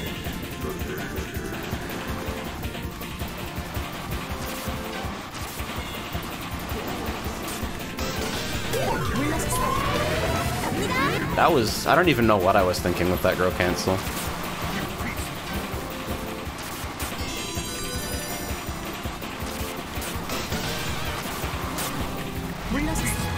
Phoenix says, tonight, rough sleep schedule, huh? I think I just say it on muscle memory at this point. I'm used to streaming only at like acid clock at night. So my brain goes, okay, so when you're streaming it's late, right? Hanu says, I want the 480Hz monitor to get something to use all these kart frames for. Legit, I want to try 240Hz so fucking bad. I've never actually seen it in person, and I would like to know whether it's like really an appreciable gain in smoothness. I know a couple people who swear by it, saying that it's not as big as a jump. It's not as big of a jump as 60 to 144, but still like really significant. But I would really like to try fucking obnoxiously high refresh rates. Not just because high refresh rate makes things smoother, but because if you're playing a game that actually like renders real frame rate instead of fucking whack-ass extrapolation stuff like in Kart, then seeing a frame that is closer in time to reality at any given moment is a latency reduction. The average latency between frames at like 60 Hz is, what is it, fucking around 8 milliseconds? You take that up to 144 and it goes down to like 3.5 or something. 3.5, 4-ish. Hard. Oh. Wait a minute.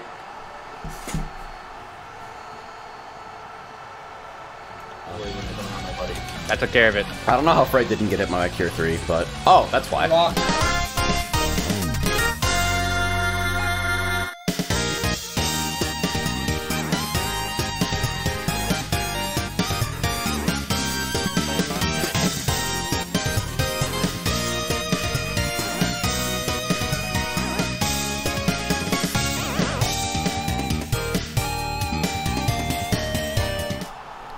Let's try that shit again if we can. So the game is frozen right now, which is why game capture isn't hooking. There we go.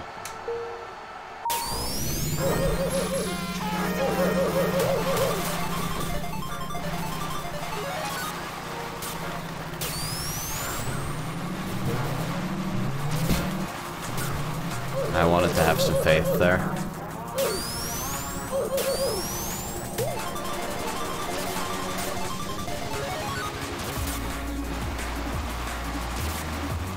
I think my favorite latency-related conversation ever is and this isn't like in a disparaging way. It's just like this is an attitude that's completely alien to me.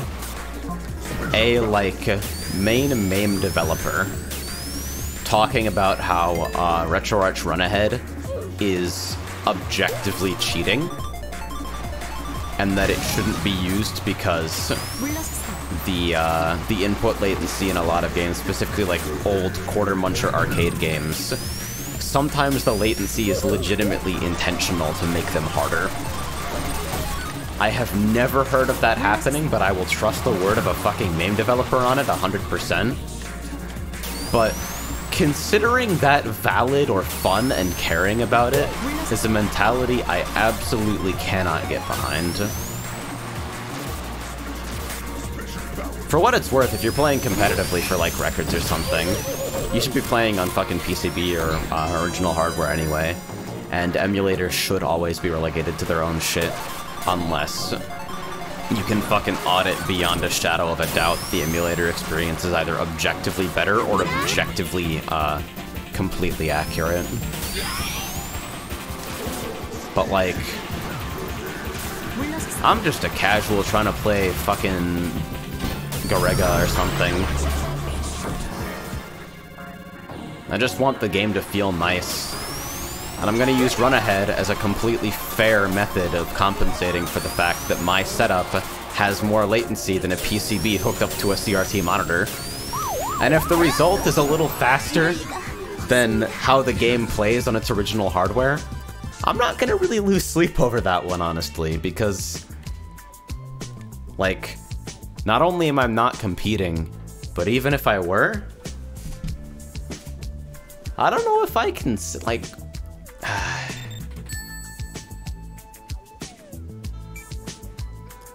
don't know, the whole thing seems so silly to me to worry about. specifically for, like, organized competition. Play on original hardware or emulator settings that have been, like, community audited to the extent that they can be considered fair.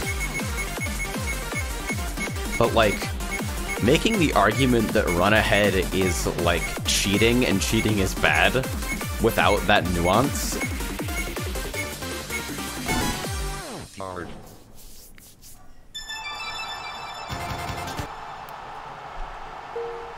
Now, the one thing that I've always been a little bit confused about on Run-Ahead is, and I'm not aware of any game that does this or does it in a measurable way,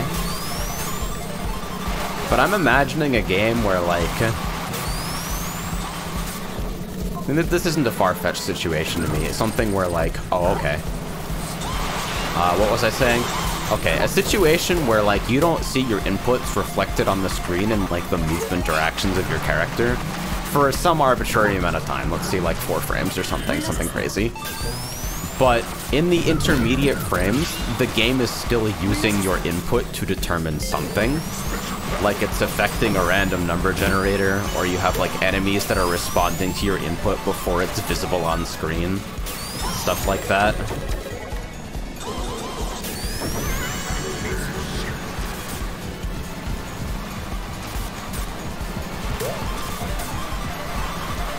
That's something I've always wondered about with regards to Run-Ahead. It's basically my only misgiving on the feature is I keep thinking about that crazy situation and wondering if I'm, like, subtly screwing up the gameplay for myself in some way that I can't even perceive.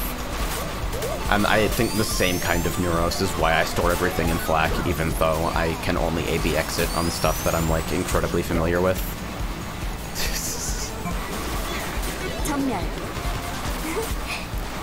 Phoenix asks, okay, I've got something I want to get your opinion on.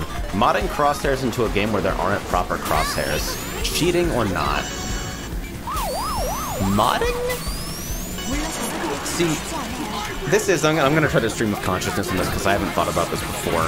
The method seems to me to be like a red herring in this situation, because it seems like you have to fundamentally draw the line at some point and decide that there is a difference between, like, modding the game versus using overlay software versus using a monitor feature that draws a crosshair at the center of the screen versus, like, marking a black dot in the center of the screen with Sharpie, which I think is, like, I seem to recall some discussion of GoldenEye or Perfect Dark speedrunning, one of those two, I believe, where people did that for some reason, or some other fucking really old shooter where there was no actual proper crosshair.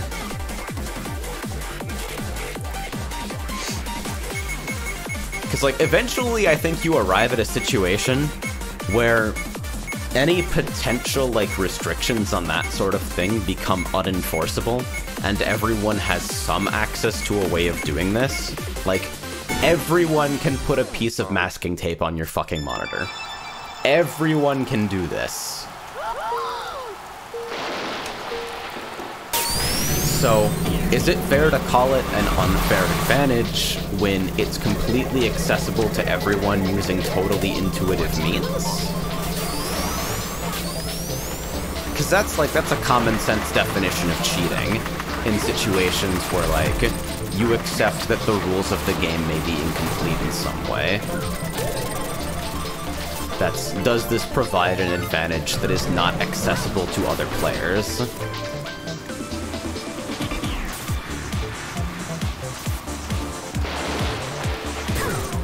Wolf says the real strat is to just make projectiles not travel to the center of the screen. Sounds like you should be talking with the Xonotic developers. There's a setting in the game that's actually on by default, and you have to turn it off in, like, competitive configs, that causes the origin point of projectiles to be from your view model in some way that's influenced by your camera, that actually, like, does affect the way your shots land. It's kind of hilarious.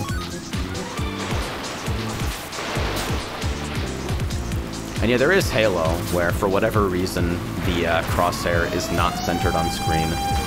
The crosshair and the corresponding positions of bullets. What the fuck, really? It was still locked? Man. below the middle of the screen. I don't know whether the option is available on the console version of MCC as well, but on the PC version of MCC, you can center the crosshair, and it's way more comfortable to play like that. Unfortunately, they still don't offer fucking 2 decimal points of precision for sensitivity. So I have to fucking play with screwed up sensitivity when I play MCC, and like, aim is not that fucking hard or important in that game, but it still bothers me to the extent that it's like in the back of my mind that it means I play it less than I should be. He says, owns a computer but not tape. Fuck. Phoenix says, this is a popular Titanfall topic regarding the crosshair stuff.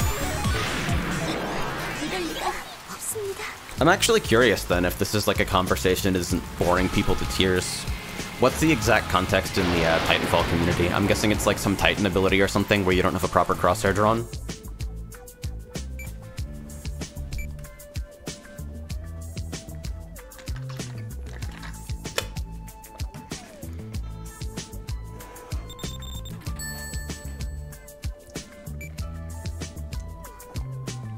Serlin's a fuckhead, but I agree with the criteria of like banning a given thing in a competitive setting.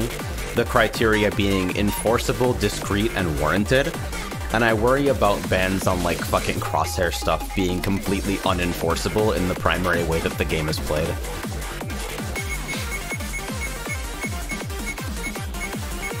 Although that might be a bit of a red herring. In some sense, it's sort of like, you could make an argument for, like, banning aimbots being unenforceable online, too, because you don't control people's hardware, and anti-cheat is forever inadequate. I don't know if that holds up to scrutiny.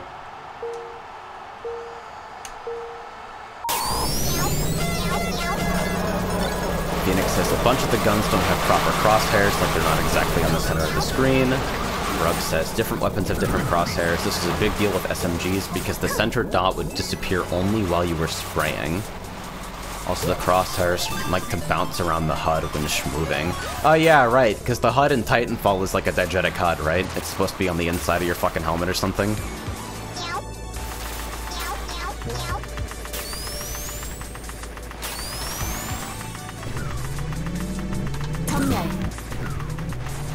Oh, I think this got... Maybe that got retextured or something, or maybe my brain is just strong. Phoenix says, a community I'm in are total purists and only like to play on completely stock settings, no modding, everything else is cheating to them. Well, I mean, if there's debate about a thing, if there's debate over rule set shit, the nice thing about video games is that the game dictates the rules of the game, and whether or not you think it's correct or warranted, the rules of the game are unambiguous, and they are, like, the rules. There's no official required to, like, determine whether or not you did in fact tech that throw, the damage on the field stands, etc. This isn't like traditional sports. So if there's a debate, you fall back to, like, we work within the rules of the game, because that's the only, like, I don't want to say unbiased, but it is maybe the least biased interpretation of anything. But with that said, I think it's reasonable, especially in like games that have a PC presence where the culture's a little different, maybe. It's reasonable to expect that it's reasonable to lump stuff like crosshairs under like quality of life, where this is just a baseline feature that it's unreasonable not to have.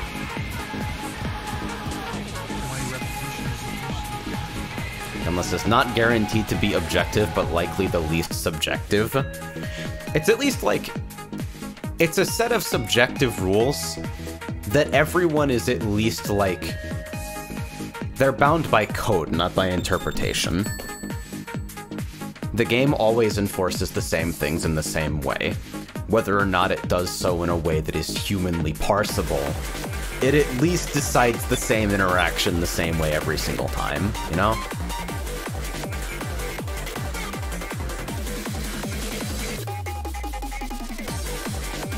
So, like, if I'm in the Titanfall 2 community for some reason, and I have to make this decision for a large group of players for some reason, with no context for some reason, then I probably lean towards, if you do this shit, make sure you don't fucking tell us about it. Because that's the only reasonable way you can enforce something like that online, given that there's no fucking anti-cheat in the world that can detect a piece of masking tape on your monitor.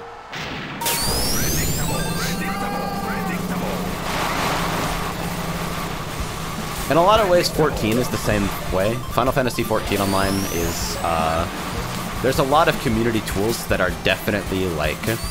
There's at least one tool, fucking damage meters, that are illegal in terms of, like, the TOS as written, but the developers have said, this is safe and exists in our kind of sanctioned gray area as long as you aren't doing evil things with it, like harassing other players. And your opinion on that may vary as well. But then, the same framework that allows for stuff like that also allows for stuff like automated mechanics callouts in raids. Or even something as bad as, like, automating your opener according to a server tick requirement, or, like, in some really drastic cases, especially for ranged DPS, automating your entire rotation, because ranged DPS are, like, the only classes where that's even, like, feasible to automate in that way.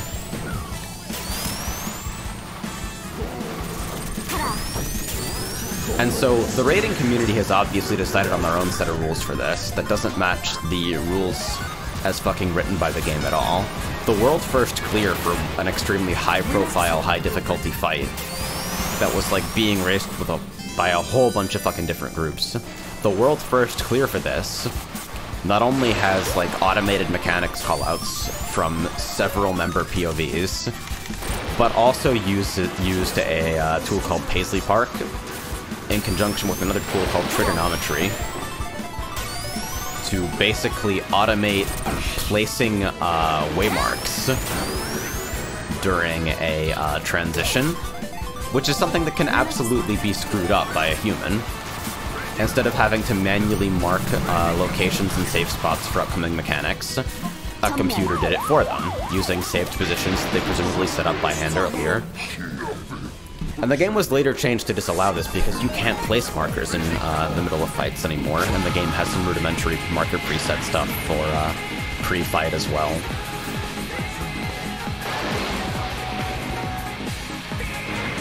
And so, like, and this stuff is considered accepted by the raiding community, because, like, the world first teams considered it appropriate to upload videos with these tools out in the fucking open. And the developers even congratulated this team on, like, congratulations on your legitimately obtained world first clear. Even though it used Paisley Park and mechanics callouts and involved data mined information about a mechanic that was key to killing the thing. Which, to be fair, everyone was using data mined information. You can't not use it.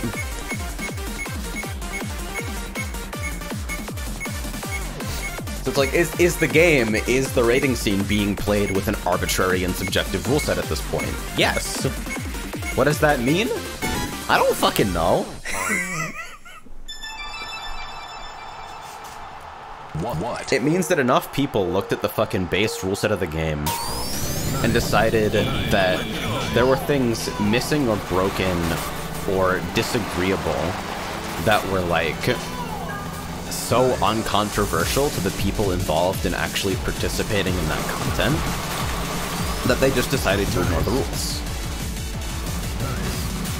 And this is in a really funny context to me because unlike a fighting game where you can just say, fucking Ivanuz is banned, or we use a ROM hack to select boss characters, stuff like that, unless your name is Super Smash Bros. Melee. This is an MMO being run as a service, where competition is at least to some extent officially sanctioned by the developers, and the rules of conduct are like, you are required to abide by them in the eyes of the developers to continue existing in that world. So it's a way different situation than just a group of friends deciding, nah, Skull is bullshit, Skull ruins Kamen Rider, ban this shit. It's a way different situation.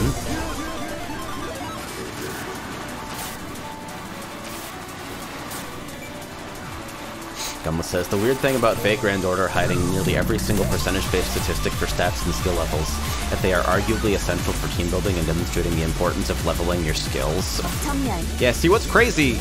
I had a conversation about this with a couple of people from the Grand Blue community and a couple of people from the Final Fantasy community. There's some overlap, as you might understand. Regarding, like, wanting to have better tools in Grand Blue for, like, damage calculations and team building, because Grand Blue's tools are bad. You need to use a third-party stat calculator and stuff like that to actually understand what kind of damage you're getting out of your grid, and to, like, efficiently build a team that can tackle endgame content in an optimized way.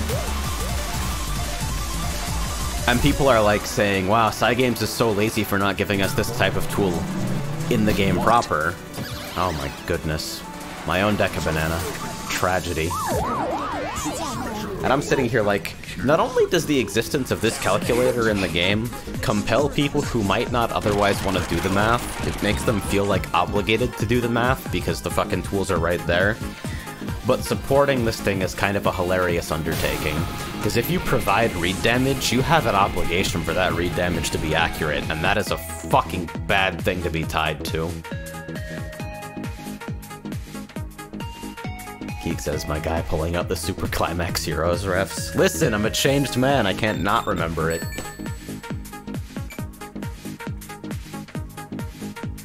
He says, regarding no melee hacking though, UCF.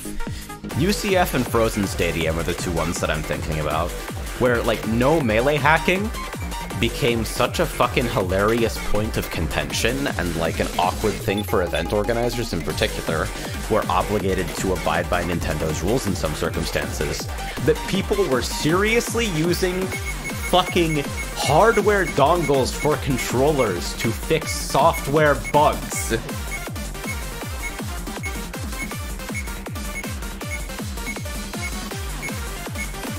Like, the fucking Arduino shit happened before UCF was even on the table.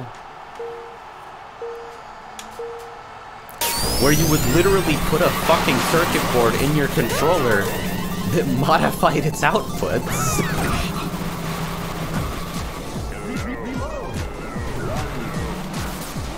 And UCF is way closer to a practical issue than most. Like, Frozen Stadium, I don't think, wow, nice. I don't think Frozen Stadium will ever be accepted, at least not in, like, the current state of the Melee community, as, like, an acceptable baseline game improvement, even though most people fucking hate Pokemon Stadium, because it's subjective. But UCF is maybe the least subjective thing ever, because the logic behind UCF is this removes the advantage that people get from buying controllers with a very specific hardware defect, which effectively allows them to have an advantage that other players can't have by spending ridiculous amounts of money searching for these particular flavors of controllers.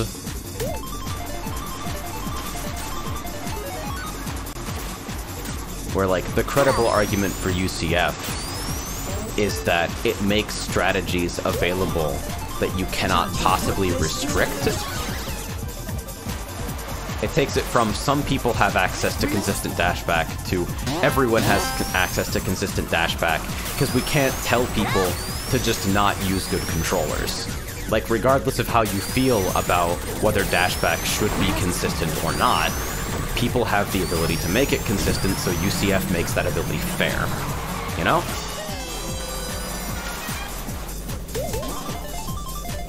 And meanwhile, yeah, as somebody who's hung out in the 64 community for a while, and even though I'm not active there anymore, I still, like, follow the game fervently, and I consider it my favorite Smash. The fact that 64 started using 19XX, like, years ago, in contrast to Melee that's still trying to, like, find a way to swing UCF into fucking competitive contexts. And for those who don't know, 19XX provides a bunch of practice and quality of life features, but the most important among them is the addition of a timer in stock mode, which doesn't exist in the baseline game. So before this, back in the dark days where Hyrule Castle and fucking Saffron City were legal stages. Well, Saffron was only legal if your opponent wasn't Ness, which is a story for another time. But back in the dark days before 19XX, there had to be a really, really broad and subjective no stalling clause, where effectively a TO would have to fucking make the call on, like, who was refusing to interact. And in the end, if you've got life lead and you're on, like, Hyrule top plat, you have no reason to come down, but your opponent also has no reason to go up. So which one of you is stalling? And I guarantee you what Gunla just linked was the 52-minute Game 1 between Gerson and Super Boom Fan, where this exact thing happens.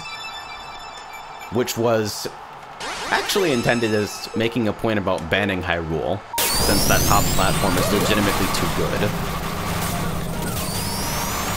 But it also raises the question, if a situation happens where neither player wants to engage, who is stalling? How do we fucking make this call? And eventually the community just decided, we're going to use 19XX, a fucking ROM hack, and an EverDrive, and events are going to be played on that. Because we think it makes more sense to decide the issue the way every other Smash game and every other fighting game decides it. Life lead wins.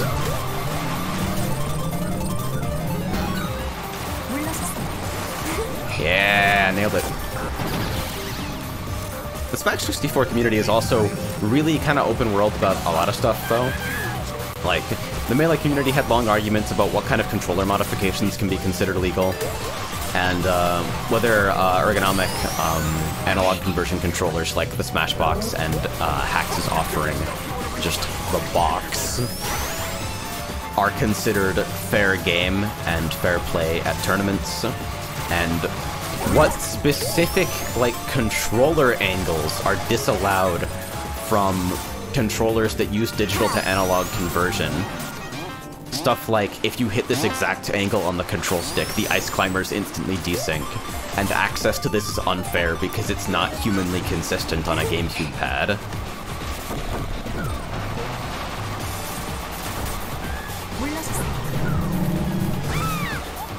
And you have all this shit going on.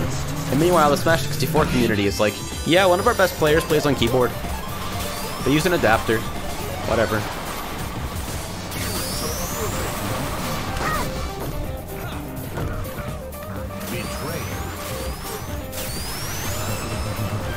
People just use whatever control input method they can get as long as there's, like, a reasonable good faith assumption that the adapter they're using isn't jank.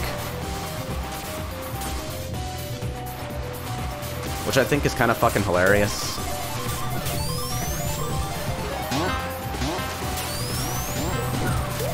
Unless the 64 community is strange, not as in touch as I used to be, but I hope it's not as toxic as it used to be online. I think in the age of the netplay Discord, it's become a little softer for sure. But... oh, neat. There's still, like... I mean, the entire Smash community has been dragging its feet on growing out of shit like using rape as a superlative when describing the results of matches. Like, even just stuff like the titles of some old Melee combo videos are still pretty awkward to reference in current year, but I think mostly every community's been doing better. It's forward progress, not backward.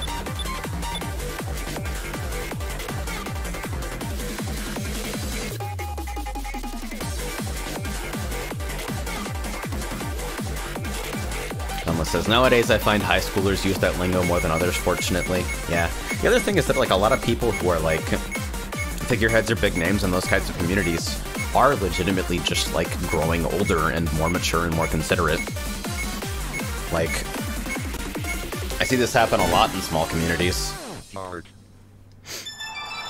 And I wish, like, arena FPS communities would do the same thing, but instead, because of their extremely insular and small nature, sometimes you get people who are horrible influences allowed to remain within a community for fucking decades and just, like, hold the scene back as a whole. Hey, Colonels. Superbowler says, as far as small communities go, how does Kart fare? So, this is going to come from somebody who's currently acting in a moderation role in the Kart Crew Discord, and I want to preface this by saying that this is my own take on stuff. I generally fucking fall to mod consensus when making major decisions or, like, trying to restrict people's access to stuff, and I don't want people to interpret this as representative of, like, staff as a whole. I'm not gonna say anything fucking crazy or cursed, I think, just, like, this is my own opinion. And I think, well, this is an objective fact. The Kart community has a whole bunch of fucking children in it, because it is a free-to-play PC game that runs on a toaster that is linked to the Sonic fandom. That is like, idiot minors abound everywhere. They're literally, like, so when I say something like, the Kart community has a lot of disrespectful loud shitheads sometimes, it's likely not because of any malice, but just because the people I'm talking about may legitimately just be 11 years old. And for many of them, this may actually be their first introduction to a community like this on the internet, period. And so it puts me and other people who are like, oh, come on, man. Other people who are trying to, like, keep the community fucking clean. They give us a weird obligation, because I want this sort of thing to be a good experience for people, because I got my start online in communities like this, and I was a horrible shithead, and I think I was one of the, I now recognize, 1 in a million horrible shitheads who listened to the input of others and it's like, hey, you know, the other people online are actually people. Like, they have thoughts and emotions like you do. And I'm like, oh, that makes sense. I'm stupid. And that moment of fucking realization doesn't seem to be able to happen to everyone. Or it happens at wildly different times in their lives. And so I want to be that for people, but I also just want to fucking take a flamethrower to the Kart Crew Discord sometime and start, like, kicking people left, right, and center, upside down and backwards. Because it's kids! It's all stupid shithead minors, and I'm like fucking 25 years old playing a kart game. And it's hard for me to be mindful of that sometimes, you know?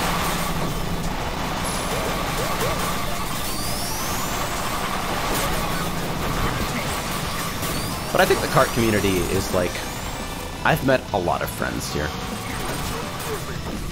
A lot of people that I would never have even had the occasion to come into contact with without kart. I'd like to think we've become good enough friends that I mean something to them in the same way that they mean something to me. And obviously, that's fucking incredible to me. But more than that, the larger ecosystem of the game, it means a lot to me that I can nudge people towards that platonic ideal of, like, chasing improvement being where the fun comes from, and other people in the community who are trying to instill that desire in, like, new players and struggling players and anybody who's just picking up the game, you know?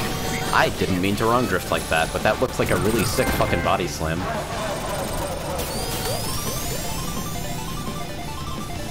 But yeah, the Kart Crew Discord is, I think it's pretty rough. And that's definitely people's snapshot of the community because, well, it is, like, that's pretty much, if you play the game, you're probably there if you're anywhere. Wow, what a shot.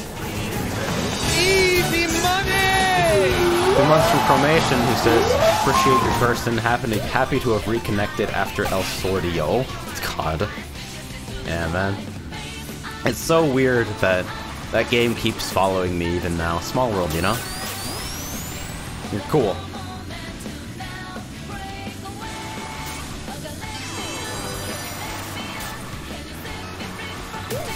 But yeah, when I say, like, because the Kart Crew Discord is full of stupid loud kids, And I'm never sure how much I should allow kids to just be stupid and loud.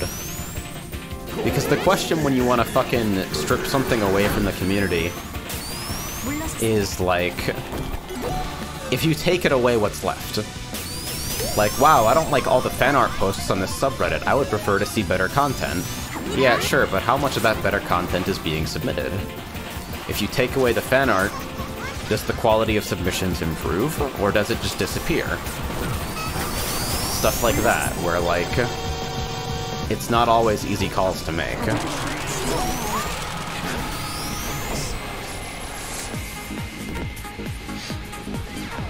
And so as someone who has an unusual amount of influence in shaping what the kart community turns out to be, or at least the slice of the kart community that's connected to the game in an official capacity,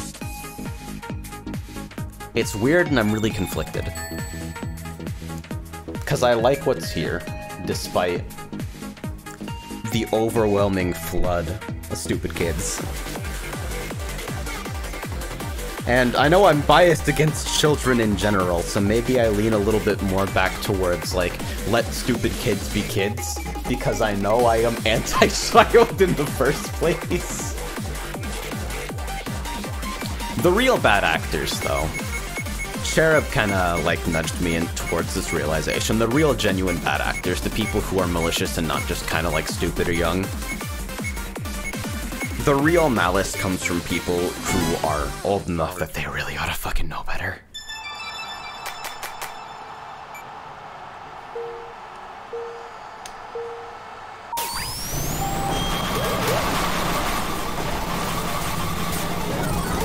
I don't think I've played here before. That's an off-road cut that looks like the main path. How many people got stuck there? Oh. This is your Stepmania applause. So I guess to fucking answer the question in a roundabout way, after having ranted about that for like 20 minutes, I like the kart community. I think there's definitely an overabundance of young kids being loud and not really knowing how to conduct themselves on the internet. But I'm not sure how much of that is really a problem. And I'm continuing to, like, refine what I consider to be, like, good behavior online, as I do my best to fucking nudge the community towards remaining happy and healthy for the long term. Because ultimately, the big concern over a game like this is that, like, without centralized matchmaking and without, like, any source of fucking marketing and stuff like that, it's always going to fall to players to keep the game running and keep organizing fucking matches. So, that the priority overwhelmingly is making sure that people feel fucking safe and cozy here so they can keep playing, you know?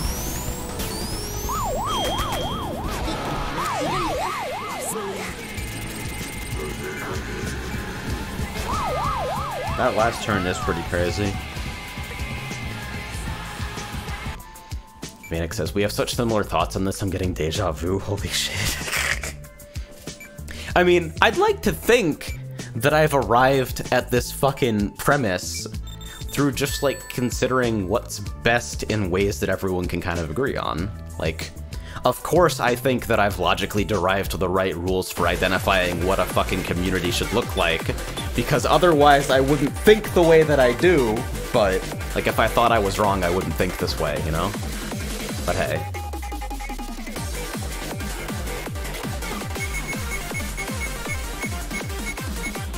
I think the overwhelmingly biggest problem that small communities have, and Kart is ultimately a small community, even with the large amount of exposure that it's got, because of the high turnover rate. The biggest issue that kills small communities is people being afraid to remove bad influences. It's the police again. People being afraid to remove bad influences because they're scared that losing another person means a lot in a small community. Trying to keep everyone you can because you're afraid that the community will die out if you're too selective just hinders your growth and means that more people will leave in the long run.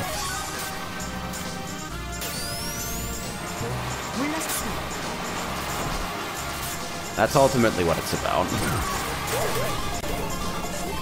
Is that leaving one stupid shithead in the community and allowing them to make things worse for other people means that you'll lose 10 times that amount who just can't put up with it anymore. Not even in the sense of public image, just in a very practical, this guy makes me not want to be around here type deal. Where even if they won't identify it as like that particular person being the source of their problems, tension eventually builds up to the extent where people just don't feel like dealing with it anymore.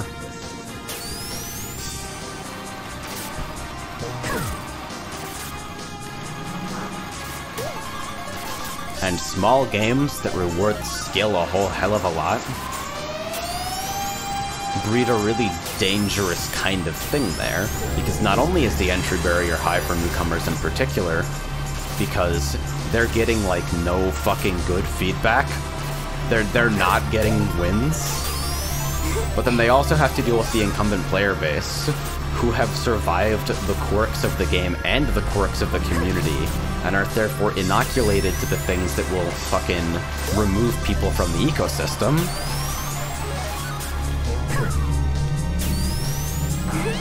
They're immunized against it and they won't notice.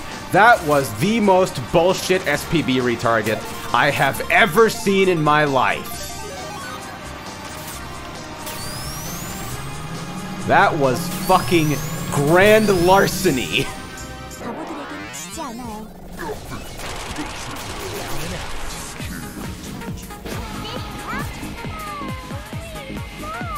Hit someone with a Jaws. Pass them as the SPB retargets. Frames involved. And they get hit in second place while in spin out with an SPB intended for you.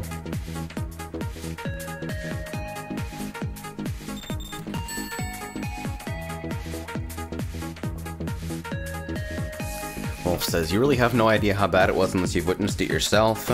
Just a Sonic retro tier thick layer of elitism over everything.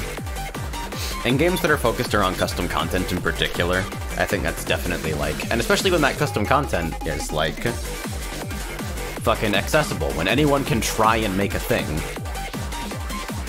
You get clicks and you get people who have really clear ideas of what should and shouldn't be like allowed into the ecosystem based on like, are you good at making thing? And it leads to a lot of friction.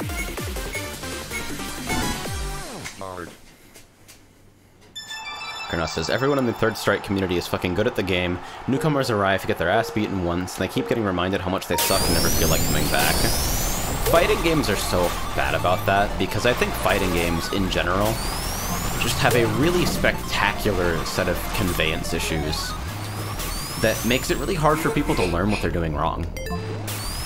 Like, the fact that the popular perception of fighting games, almost everyone who thinks anything about fighting games thinks one of these things. That the game is just about button mashing, that the game is just about memorizing combos, that fucking you need 10,000 hours to know how to play it all, or that anyone can beat anyone and it's just like brainless. And all of those things are untrue, and almost everyone who has ever interacted with fighting games shares one of those misconceptions at least. Nobody is immune to the fucking disinformation because fighting games are so fucking opaque. Ow.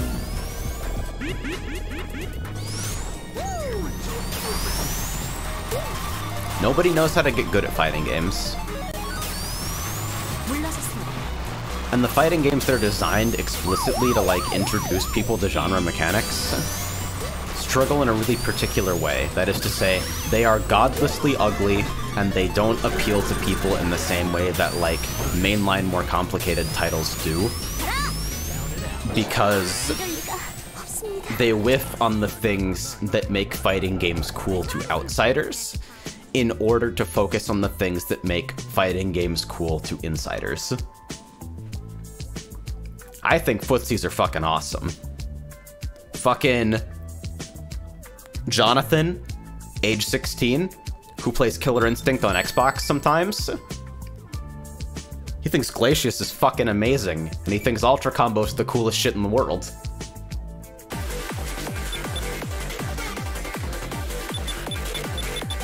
You know, like there's a disjoint.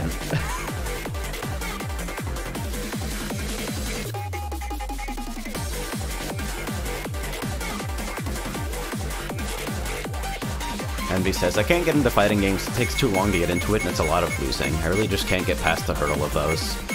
I will say, if anybody wants to get into fighting games, and I think, let me stress this, everyone can get into fighting games. There is no such thing as too bad at fighting games to play. That's a fucking line of reasoning that doesn't hold up. And I promise that anyone, regardless of their existing fucking aptitude or ability, can find joy in fighting games. But what really helps more than anything, just overwhelmingly, is having a sparring partner at your skill level. Because if you learn together, you can help each other out through problem spots where one of you doesn't know how to beat something. Find someone articulate who you're, like, not afraid to fucking talk with long term, who is, like, new to fighting games or new to a particular game that you want to get into. And fucking make use of that resource as much as you can, because it is so much better if you have somebody like that to use as a sparring partner and a resource. The popular advice from, like, people who are good at fighting games or have been, like, immunized in the community is you learn by losing. You don't! At least not to start. Because when you lose in fighting games against fucking, like, massive skill gaps, good players at whatever fighting game you're playing know how to put you into mini-games where you're basically just, like, trying to defend against their particular shit. You don't have the capacity to learn from someone who is beating you fucking 30-0 every single time, unless you have some literacy from fighting games to begin with. So if you're just starting out, ignore all the advice that just says you just have to lose until you stop losing, and fucking find people who, like, will allow you to get comfortable with basic acts of, like, controlling your character and understanding the game systems in a setting that mimics, like, what you can expect to find going forward. Because the biggest hurdle is knowing how to control your character and execute a plan while the chaos of a match is actually happening. And that's something that you can't replicate alone, but it's also not something you can do with a massive skill gap unless you have the language to talk about shit to begin with. It's important to play a wide range of skills, but the most important is to find people around your skill level.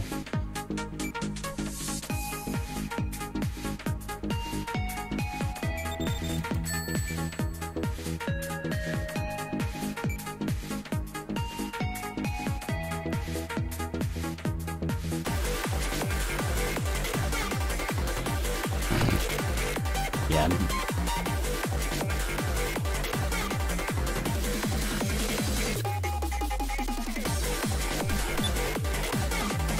Nikki Komori says, Mango from the Super Smash Bros. Melee community said it best, it's 10% buttons and 90% brain.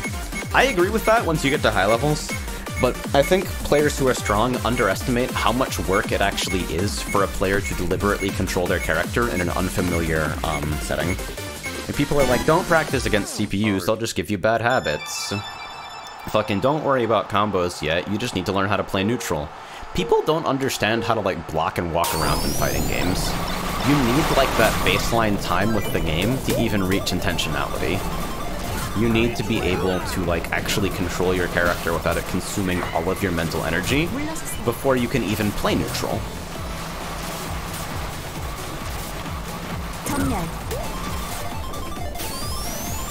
Like, that is a very important part of the process that I think a lot of people who play a lot of fighting games take for granted. Also, it's really frustrating to know that you have a move that beats a certain strategy but not being able to execute that move. Ow! Fuck. How the fuck did that happen?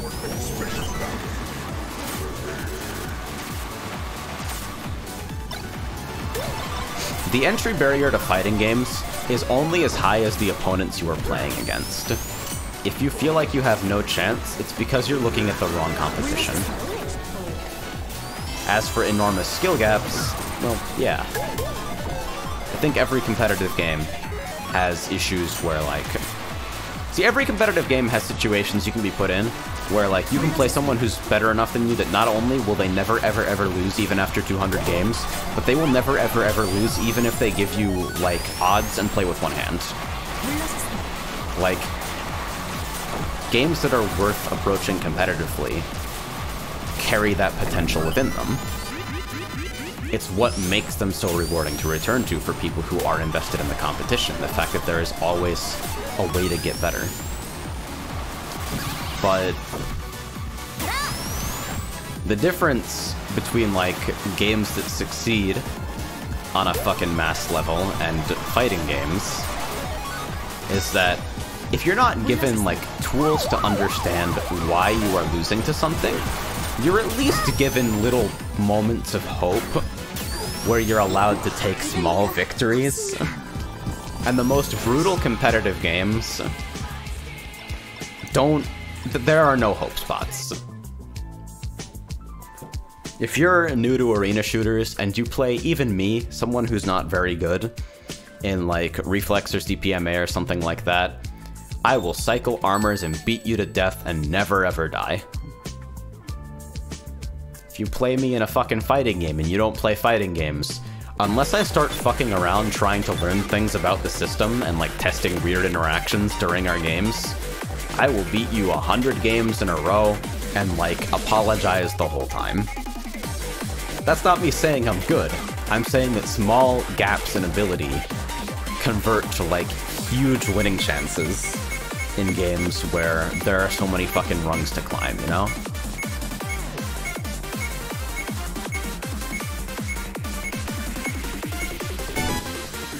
So in short, guide to getting good at fighting games. Pick a game with good net play. Pick a game that resonates with you aesthetically, and find somebody around your level to play it with. Worry about getting good once you feel like you, like, are comfortable controlling the game and fighting whichever person you've picked as your sparring partner. That's how I got into Smash to begin with. And it's the only way I can even imagine. Wow! That fucking banana dodge. Did you see that shit?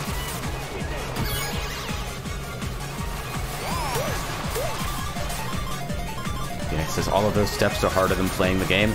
I mean, that's the other thing. You can just play the game. Like, nothing is stopping you from just jumping in, but you do have to have the right mentality about, like, what it means to lose. And you do have to have, like, information and motivation to, like, go do your lab work on your own when you need it, which is a hard thing to judge, you know?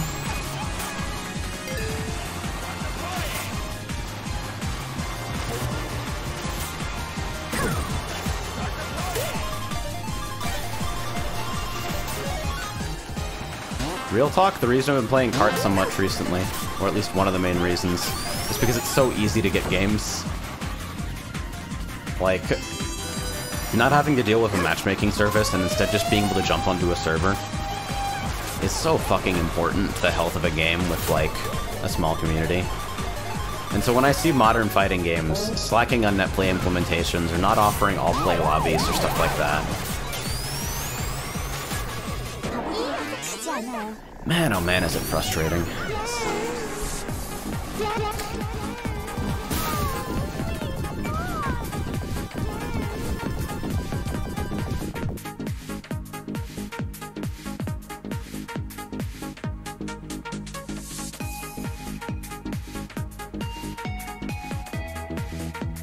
Why does the stream always devolve into the fighting game rant, huh? Even ask AJ's when's Friday Night Fridays coming back? I want to reinstate both Friday Night Fridays and movie night, but only when I can do something with them that I'm happy with. Also, this is my last race for the night, I think. Phoenix says, on the other side, I'm happy to wait hours to get into a game. I mean, so am I if it doesn't carry an opportunity cost with it. Like, it was really nice to be able to idle on, like, a race server in Reflex while you were in matchmaking. Super cozy.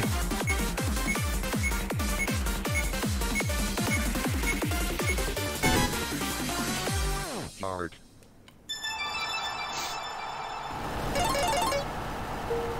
Geek says, as much as I dislike fighting game AI when it comes to being like fighting a real person, I think don't touch it ever bad habits is removing a tool that shouldn't be removed. No, absolutely.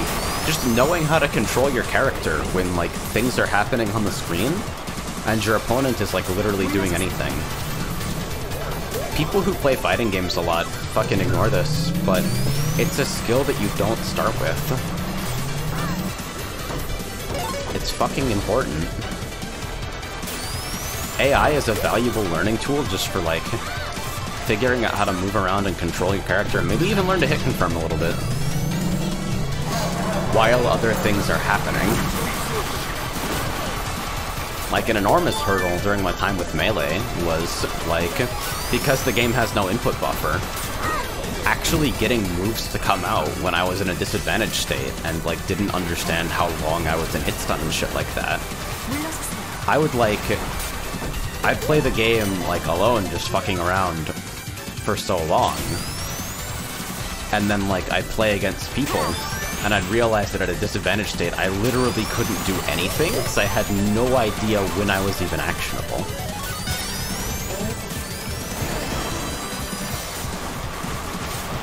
Getting AI that can replicate that feeling is sometimes a hard sell, but what's there is usually better than nothing. I think, like, the idea that playing AI automatically develops bad habits is a little pessimistic. Like, sure, you need to be mindful. You need to not go into AI just, like, doing meaty low every single time and watching them not block it 50% of the time and being like, wow, this is a great mix. Meaty low every single time will open up my human opponents, too. But I think most people have the fucking... Like, even if they don't initially, it's not hard to recognize once you're fluent in the game. Like, what will work on AI versus what won't.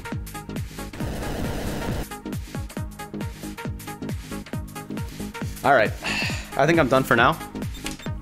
I've got a fucking date night to hit, but I'm glad to be able to shout into a microphone for 2.5 hours about the importance of curating communities and how to learn fighting games. And what is fucking today? Today is Tuesday, tomorrow is Wednesday. Next time you'll see me is probably Wednesday morning or Thursday afternoon for raid. Thursday evening. Time is hard. Adios, thanks to everybody who came for games, and by no means feel like you have to vacate the server, even if I'm gone. Fucking keep playing, I'm glad people are having fun. Peace! Hard. Race car takes flight and jumps a fence.